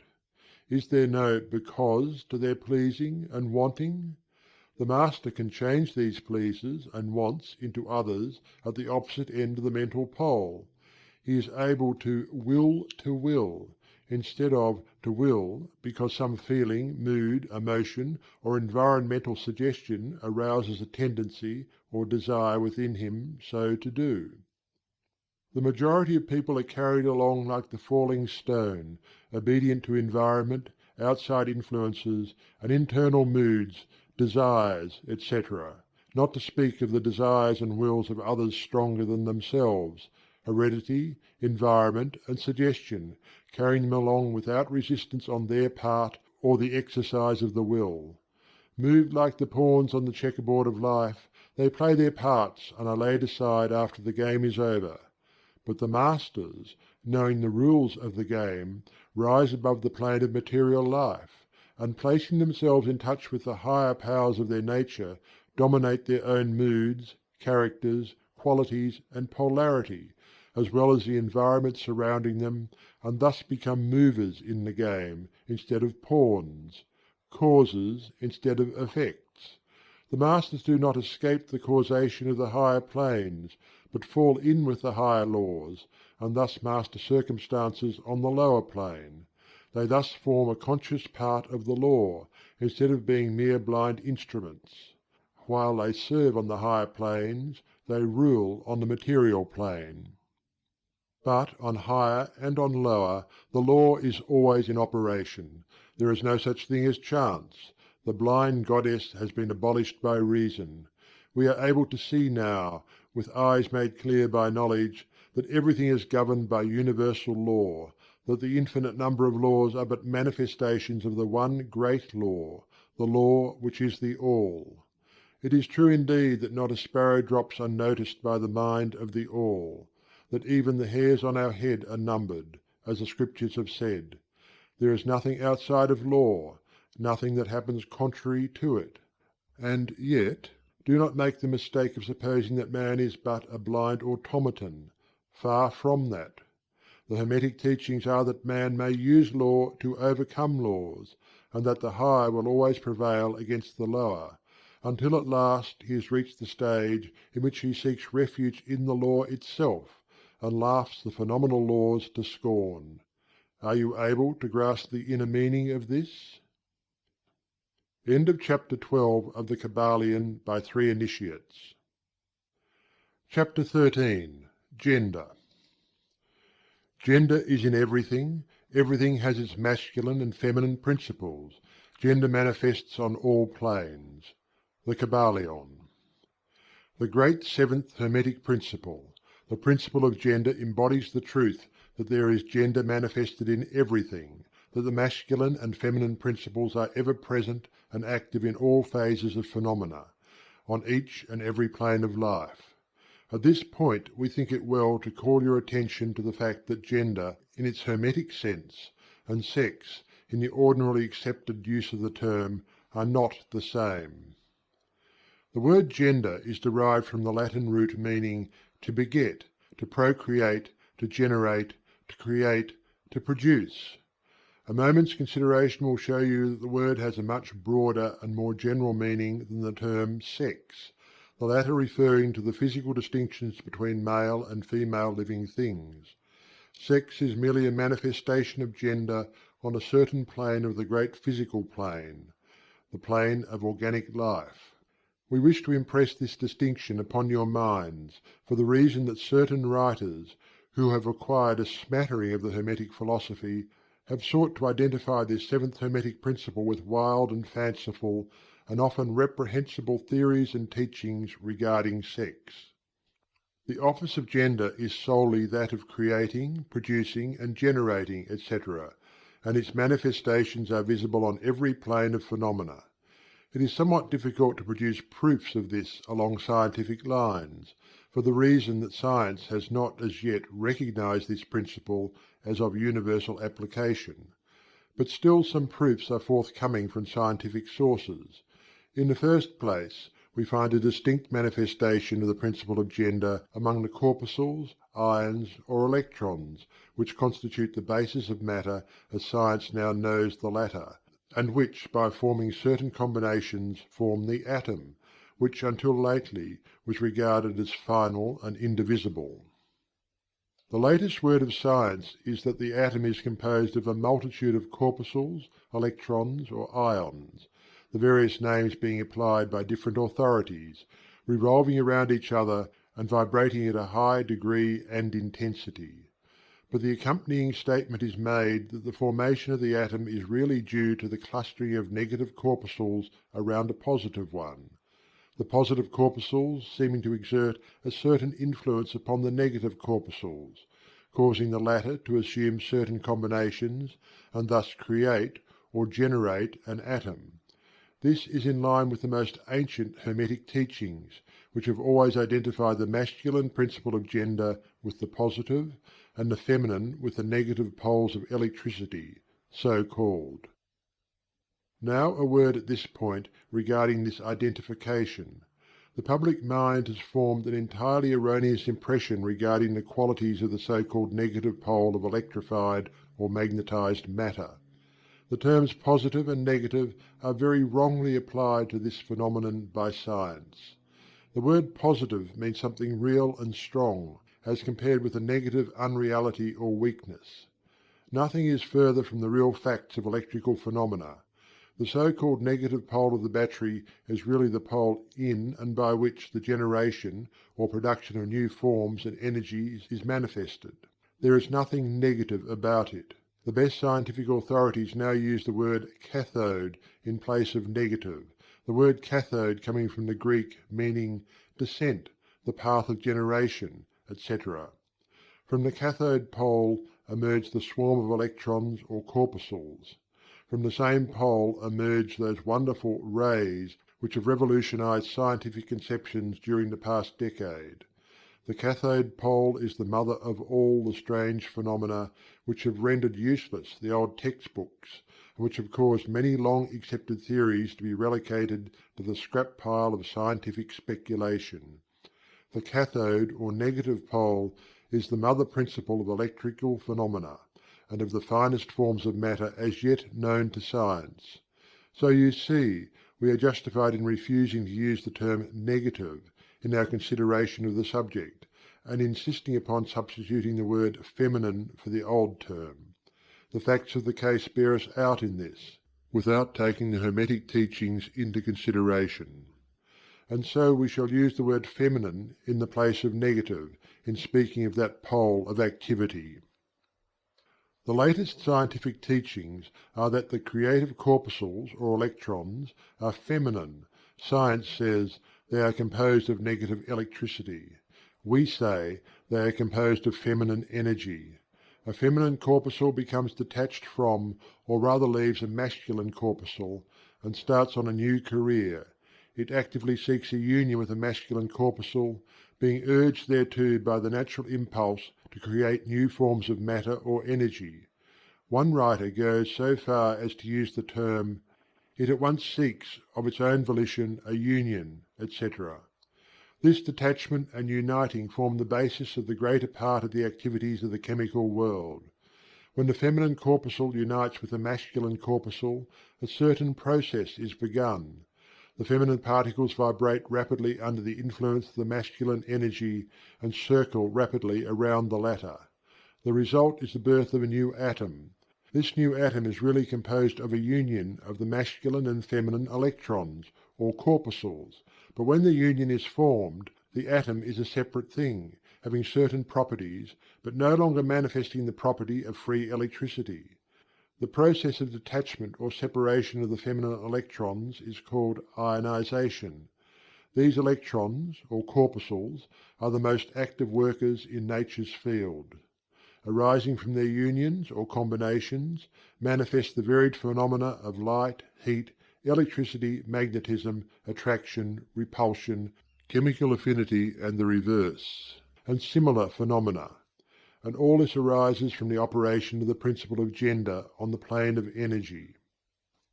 The part of the masculine principle seems to be that of directing a certain inherent energy toward the feminine principle, and thus starting into activity the creative process.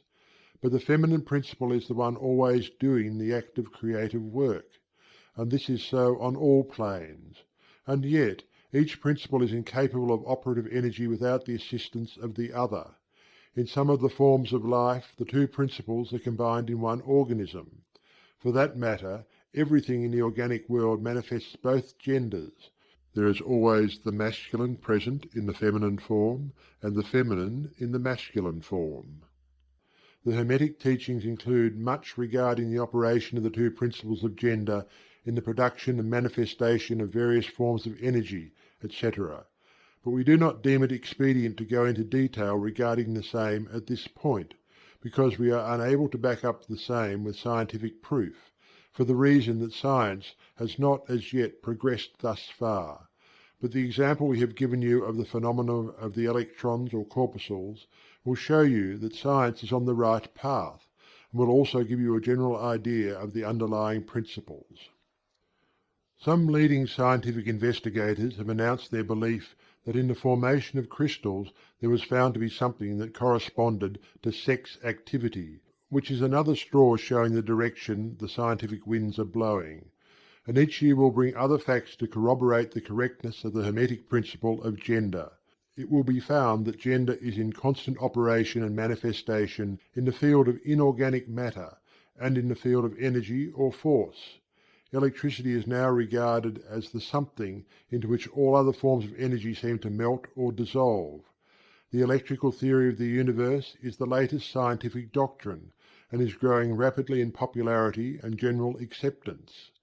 And it thus follows that if we are able to discover in the phenomena of electricity, even at the very root and source of its manifestations, a clear and unmistakable evidence of the presence of gender and its activities, we are justified in asking you to believe that science at last has offered proofs of the existence in all universal phenomena of that great Hermetic principle, the principle of gender. It is not necessary to take up your time with the well-known phenomena of the attraction and repulsion of the atoms, chemical affinity, the loves and hates of the atomic particles, the attraction or cohesion between the molecules of matter.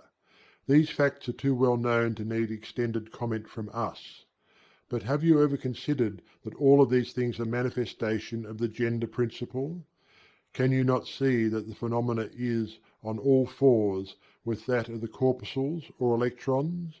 And more than this, can you not see the reasonableness of the Hermetic teachings, which assert that the very law of gravitation, that strange attraction by reason of which all particles and bodies of matter in the universe tend toward each other, is but another manifestation of the principle of gender, which operates in the direction of attracting the masculine to the feminine energies, and vice versa?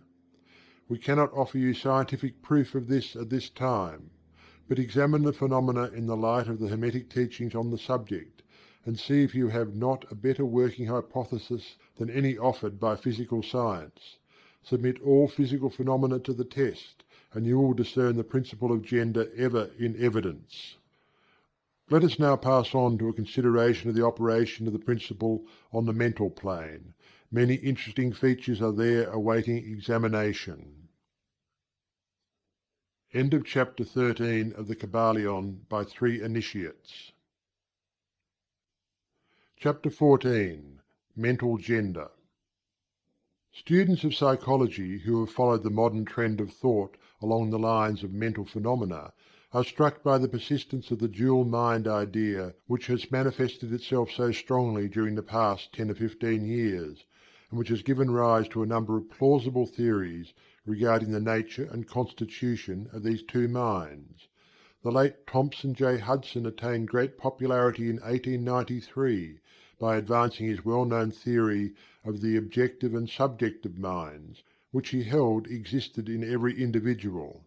Other writers have attracted almost equal attention by the theories regarding the conscious and subconscious minds, the voluntary and involuntary minds, the active and passive minds, etc., etc.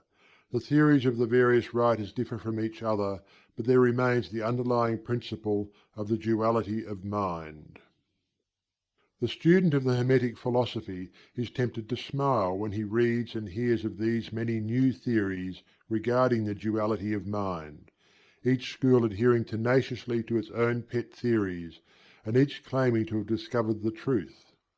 The student turns back the pages of occult history, and away back in the dim beginnings of occult teachings he finds references to the ancient Hermetic doctrine of the principle of gender on the mental plane, the manifestation of mental gender; and examining further, he finds that the ancient philosophy took cognizance of the phenomenon of the dual mind, and accounted for it by the theory of mental gender.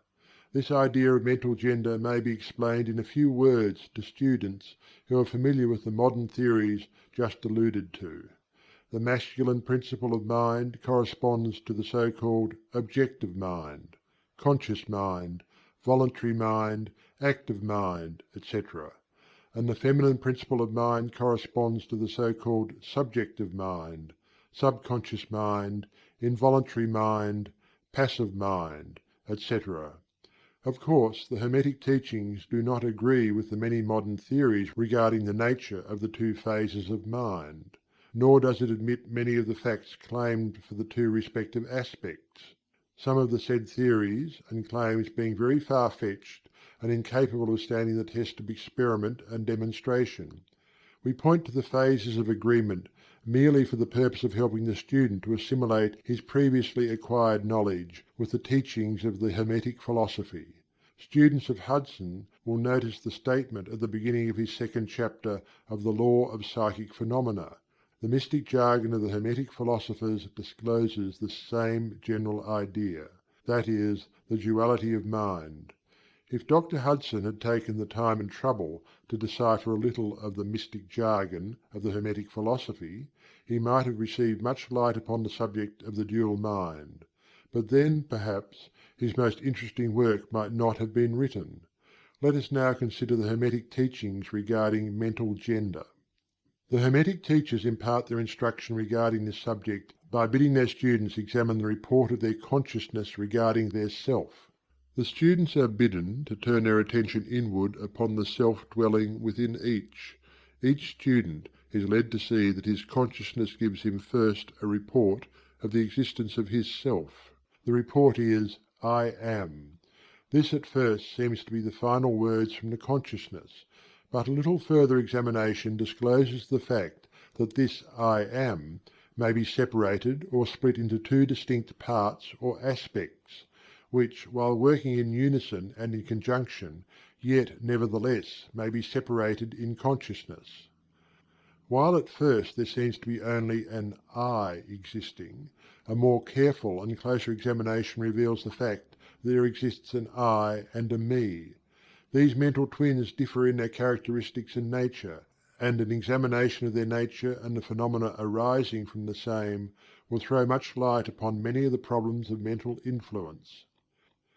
Let us begin with a consideration of the "me," which is usually mistaken for the "I" by the student, until he presses the inquiry a little further back into the recesses of consciousness.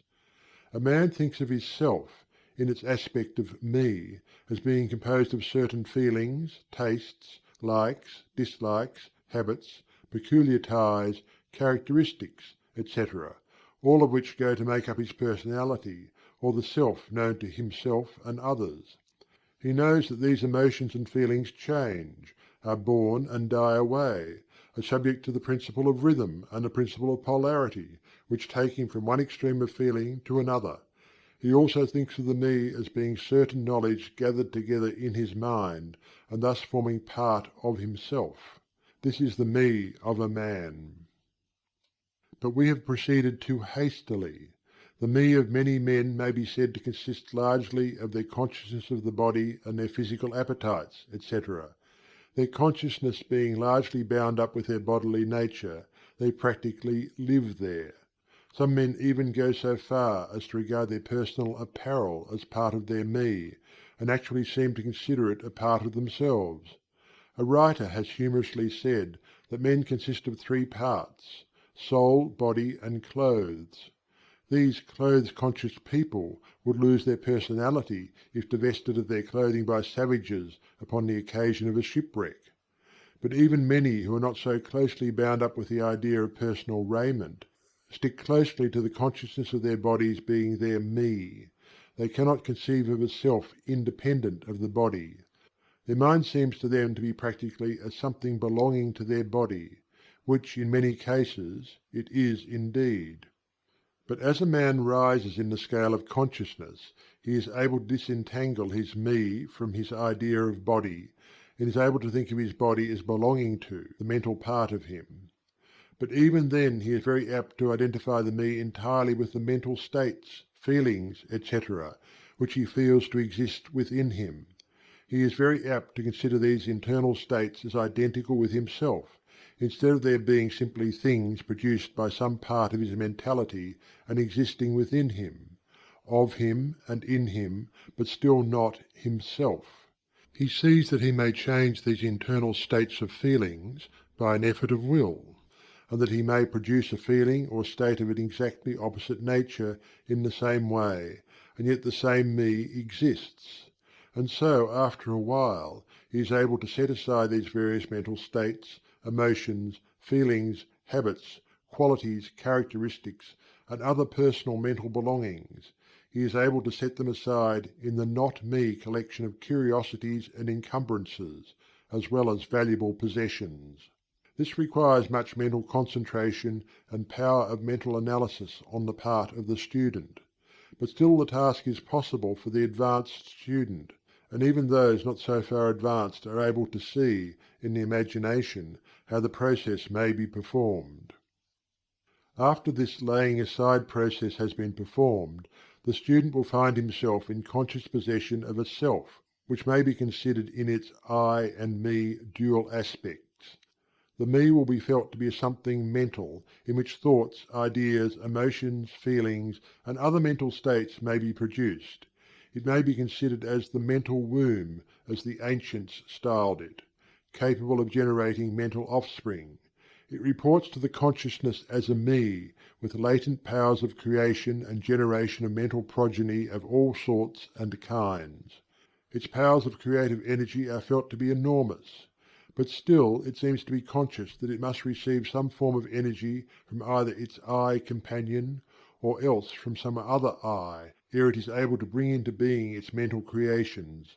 This consciousness brings with it a realization of an enormous capacity for mental work and creative ability. But the student soon finds that this is not all that he finds within his inner consciousness. He finds that there exists a mental something which is able to will that the me act along certain creative lines, and which is also able to stand aside and witness the mental creation. This part of himself he is taught to call his I. He is able to rest in its consciousness at will. He finds there is not a consciousness of an ability to generate and actively create, in the sense of the gradual process attendant upon mental operations, but rather a sense and consciousness of an ability to project an energy from the I to the me, a process of willing that the mental creation begin and proceed. He also finds that the I is able to stand aside and witness the operations of the me's mental creation and generation. There is this dual aspect in the mind of every person. The I represents the masculine principle of mental gender, the me represents the female principle. The I represents the aspect of being, the me the aspect of becoming. You will notice that the principle of correspondence operates on this plane just as it does upon the great plane upon which the creation of universes is performed. These two are similar in kind, although vastly different in degree. As above, so below; as below, so above. These aspects of mind, the masculine and feminine principles, the I and the me, considered in connection with the well-known mental and psychic phenomena, give the master key to these dimly known regions of mental operation and manifestation. The principle of mental gender gives the truth underlying the whole field of the phenomena of mental influence, etc. The tendency of the feminine principle is always in the direction of receiving impressions, while the tendency of the masculine principle is always in the direction of giving out or expressing. The feminine principle has a much more varied field of operation than has the masculine principle. The feminine principle conducts the work of generating new thoughts, concepts, ideas, including the work of the imagination. The masculine principle contents itself with the work of the will, in its varied phases. And yet, without the active aid of the will of the masculine principle, the feminine principle is apt to rest content with generating mental images which are the result of impressions received from outside, instead of producing original mental creations. Persons who can give continued attention and thought to a subject actively employ both of the mental principles, the feminine in the work of active mental generation, and the masculine will in stimulating and energizing the creative portion of the mind. The majority of persons really employ the masculine principle but little, and are content to live according to the thoughts and ideas instilled into the me from the I of other minds. But it is not our purpose to dwell upon this phase of the subject, which may be studied from any good textbook upon psychology, with the key that we have given you regarding mental gender. The student of psychic phenomena is aware of the wonderful phenomena classified under the head of telepathy, thought transference, mental influence, suggestion, hypnotism, etc. Many have sought for an explanation of these varied phases of phenomena under the theories of the various dual mind teachers, and in a measure they are right, for there is clearly a manifestation of two distinct phases of mental activity. But if such students will consider these dual minds in the light of the Hermetic teachings regarding vibrations and mental gender, they will see that the long sought for key is at hand.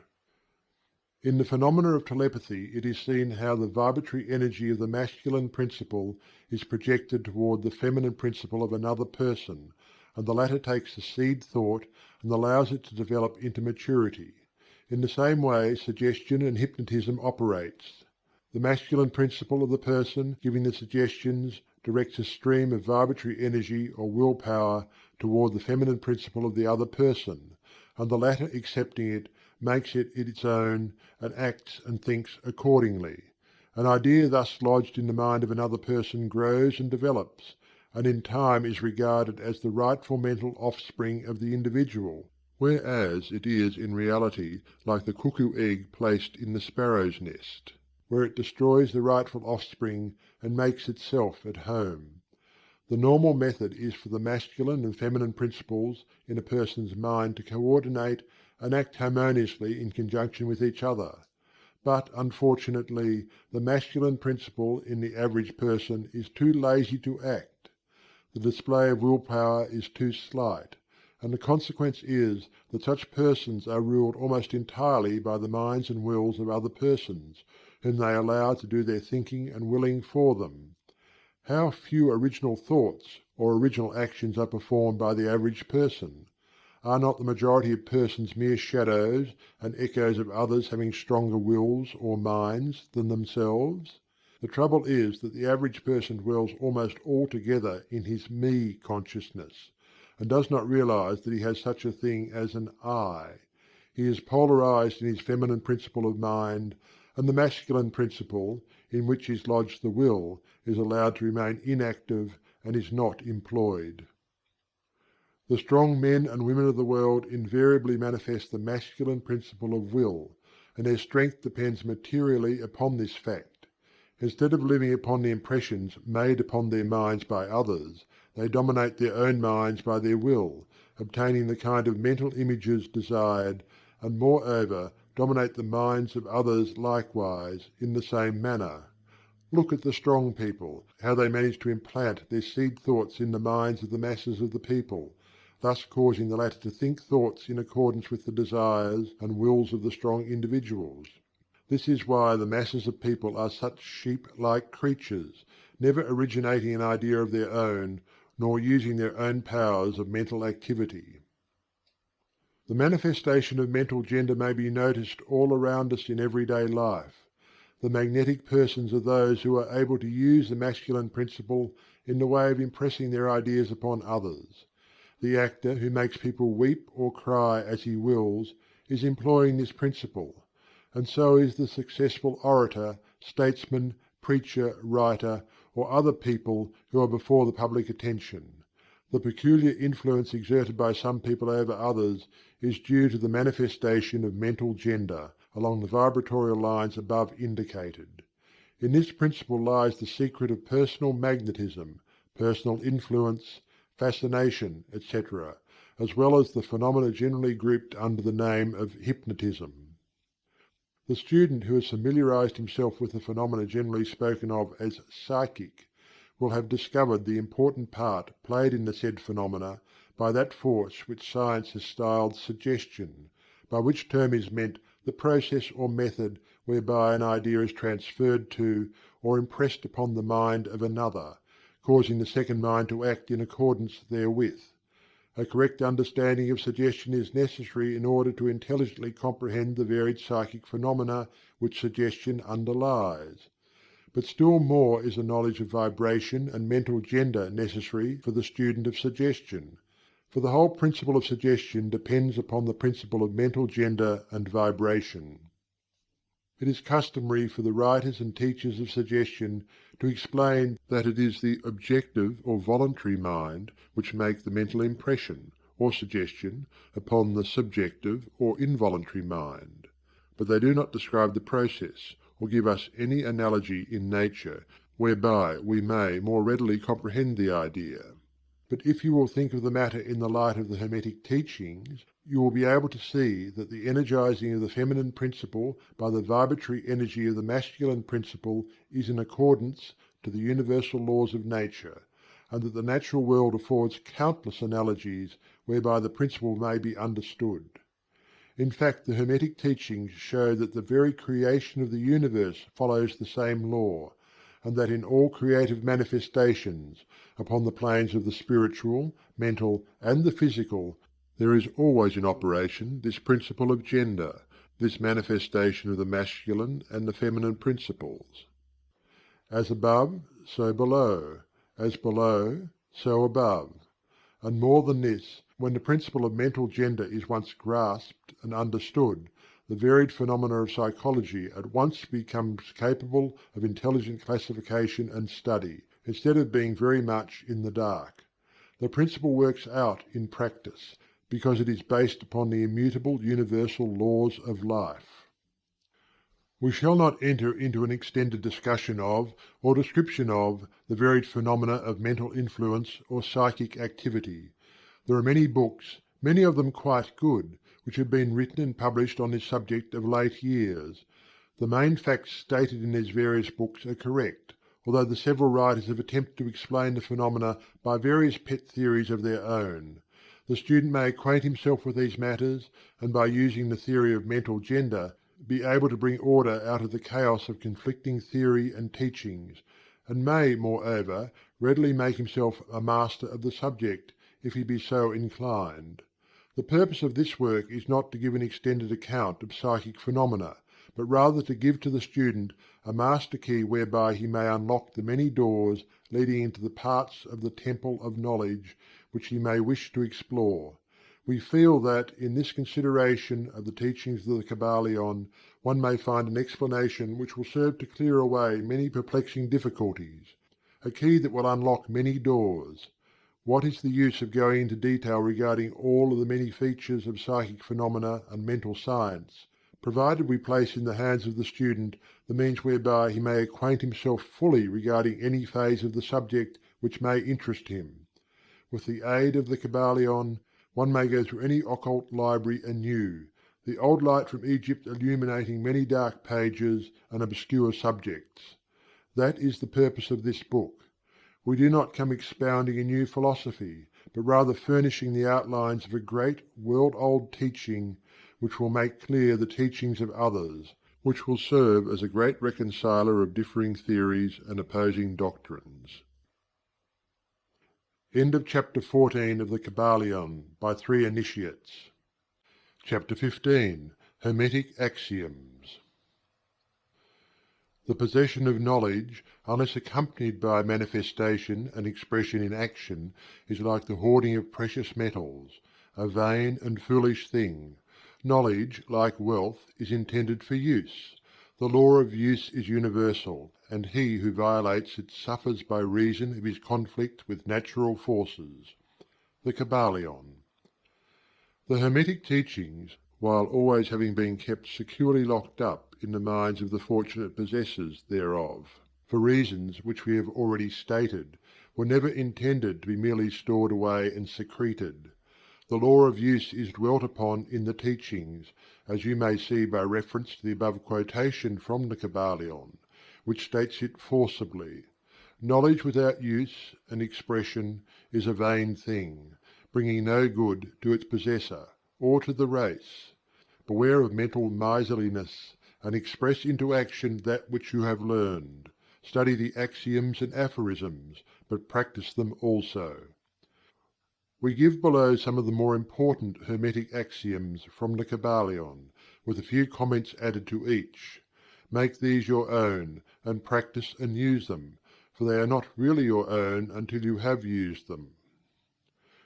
To change your mood or mental state, change your vibration. The Kybalion. One may change his mental vibrations by an effort of will, in the direction of deliberately fixing the attention upon a more desirable state. Will directs the attention, and attention changes the vibration. Cultivate the art of attention, by means of the will, and you have solved the secret of the mastery of moods and mental states. To destroy an undesirable rate of mental vibration, put into operation the principle of polarity, and concentrate upon the opposite pole to that which you desire to suppress. Kill out the undesirable by changing its polarity. The Kybalion. This is one of the most important of the Hermetic formulas. It is based upon true scientific principles. We have shown you that a mental state and its opposite were merely the two poles of one thing, and that by mental transmutation the polarity might be reversed. This principle is known to modern psychologists, who apply it to the breaking up of undesirable habits by bidding their students concentrate upon the opposite quality. If you are possessed of fear, do not waste your time trying to "kill out fear," but instead cultivate the quality of courage, and the fear will disappear. Some writers have expressed this idea most forcibly by using the illustration of the dark room. You do not have to shovel out or sweep out the darkness, but by merely opening the shutters and letting in the light, the darkness has disappeared. To kill out a negative quality, concentrate upon the positive pole of that same quality, and the vibrations will gradually change from negative to positive, until finally you will become polarized on the positive pole instead of the negative. The reverse is also true, as many have found out to their sorrow, when they have allowed themselves to vibrate too constantly on the negative pole of things. By changing your polarity, you may master your moods, change your mental states, remake your disposition, and build up character.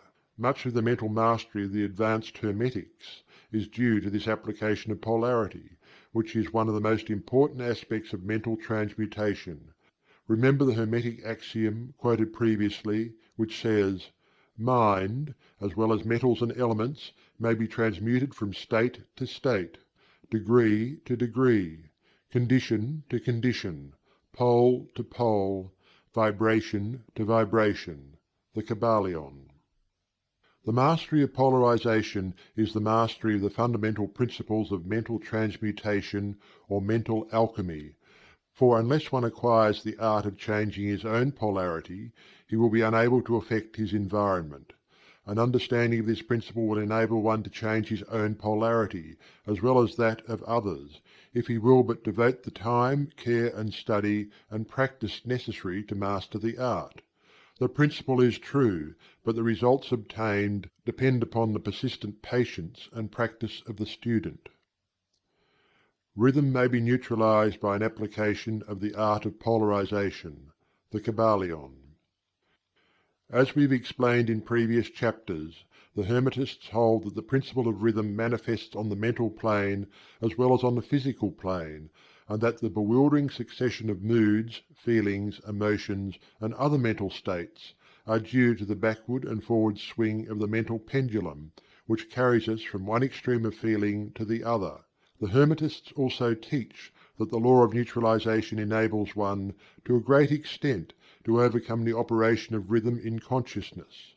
As we have explained, there is a higher plane of consciousness, as well as the ordinary lower plane, and the Master, by rising mentally to the higher plane, causes the swing of the mental pendulum to manifest on the lower plane, and he, dwelling on his higher plane, escapes the consciousness of the swing backward. This is effected by polarizing on the higher self, and thus raising the mental vibrations of the ego above those of the ordinary plane of consciousness. It is akin to rising above a thing and allowing it to pass beneath you. The advanced Hermetist polarizes himself at the positive pole of his being, the I Am pole, rather than the pole of personality, and by refusing and denying the operation of rhythm, raises himself above its plane of consciousness, and standing firm in his statement of being, he allows the pendulum to swing back on the lower plane without changing his polarity. This is accomplished by all individuals who have attained any degree of self-mastery, whether they understand the law or not. Such persons simply refuse to allow themselves to be swung back by the pendulum of mood and emotion, and by steadfastly affirming the superiority, they remain polarized on the positive pole. The master, of course, attains a far greater degree of proficiency because he understands the law which he is overcoming by a higher law, and by the use of his will he attains a degree of poise and mental steadfastness almost impossible of belief on the part of those who allow themselves to be swung backward and forward by the mental pendulum of moods and feelings. Remember always, however, that you do not really destroy the principle of rhythm, for that is indestructible. You simply overcome one law by counterbalancing it with another, and thus maintain an equilibrium. The laws of balance and counterbalance are in operation on the mental as well as on the physical planes, and an understanding of these laws enables one to seem to overthrow laws, whereas he is merely exerting a counterbalance. Nothing escapes the principle of cause and effect, but there are many planes of causation, and one may use the laws of the higher to overcome the laws of the lower. The Kybalion. By an understanding of the practice of polarization, the Hermetists rise to a higher plane of causation, and thus counterbalance the laws of the lower planes of causation. By rising above the plane of ordinary causes, they become themselves, in a degree, causes, instead of being merely caused. By being able to master their own moods and feelings, and by being able to neutralize rhythm, as we have already explained, they are able to escape a great part of the operations of cause and effect on the ordinary plane. The masses of people are carried along, obedient to their environment, the wills and desires of others stronger than themselves, the effects of inherited tendencies, the suggestions of those about them, and other outward causes, which tend to move them about on the chessboard of life like mere pawns. By rising above these influencing causes, the advanced Hermetists seek a higher plane of mental action, and by dominating their moods, emotions, impulses and feelings, they create for themselves new characters, qualities and powers, by which they overcome their ordinary environment, and thus become practically players instead of mere pawns. Such people help to play the game of life understandingly, instead of being moved about this way and that way by stronger influences and powers and wills. They use the principle of cause and effect instead of being used by it. Of course, even the highest are subject to the principle as it manifests on the higher planes, but on the lower planes of activity they are masters instead of slaves. As the Kybalion says, "The wise ones serve on the higher, but rule on the lower. They obey the laws coming from above them, but on their own plane, and those below them, they rule and give orders. And yet, in so doing, they form part of the principle instead of opposing it. The wise man falls in with the law, and by understanding its movements he operates it instead of being its blind slave. Just as does the skilled swimmer turn this way and that way, going and coming as he will, instead of being as the log which is carried here and there, so is the wise man as compared to the ordinary man. And yet both swimmer and log, wise man and fool, are subject to law. He who understands this is well on the road to mastery." The Kybalion. In conclusion, let us again call your attention to the Hermetic axiom: "True Hermetic transmutation is a mental art." The Kybalion. In the above axiom, the Hermetists teach that the great work of influencing one's environment is accomplished by mental power. The universe being wholly mental, it follows that it may be ruled only by mentality. And in this truth is to be found an explanation of all the phenomena and manifestations of the various mental powers which are attracting so much attention and study in these earlier years of the 20th century. Back of and under the teachings of the various cults and schools remains ever constant the principle of the mental substance of the universe. If the universe be mental in its substantial nature, then it follows that mental transmutation must change the conditions and phenomena of the universe. If the universe is mental, then mind must be the highest power affecting its phenomena. If this be understood, then all the so-called miracles and wonder-workings are seen plainly for what they are. The All is mind. The universe is mental. The Kybalion. End of chapter 15. End of the Kybalion by 3 initiates. Recorded by Algy Pug. We hope you enjoyed tonight's sleep audiobook. If you liked this audiobook and want to listen to more, please check out our channel at Sleep Audiobooks. And if you prefer to listen to each story individually, they will also be uploaded to our secondary channel at Sleep Chapters. You can access our entire catalog of bedtime story audiobooks through our web app, which can be found at sleepaudiobooks.com. There, you will also find our suite of sleep tools, including a complimentary Better Sleep Quick Guide if you sign up to our mailing list. Links are in the description below. All likes, comments, and especially subscribing help this channel grow so that we can reach more night owls in our quest to help as many people sleep easier so they can live their lives more fully during the day. We appreciate your support and wish you a very excellent night's sleep. This is Sleep Audiobooks.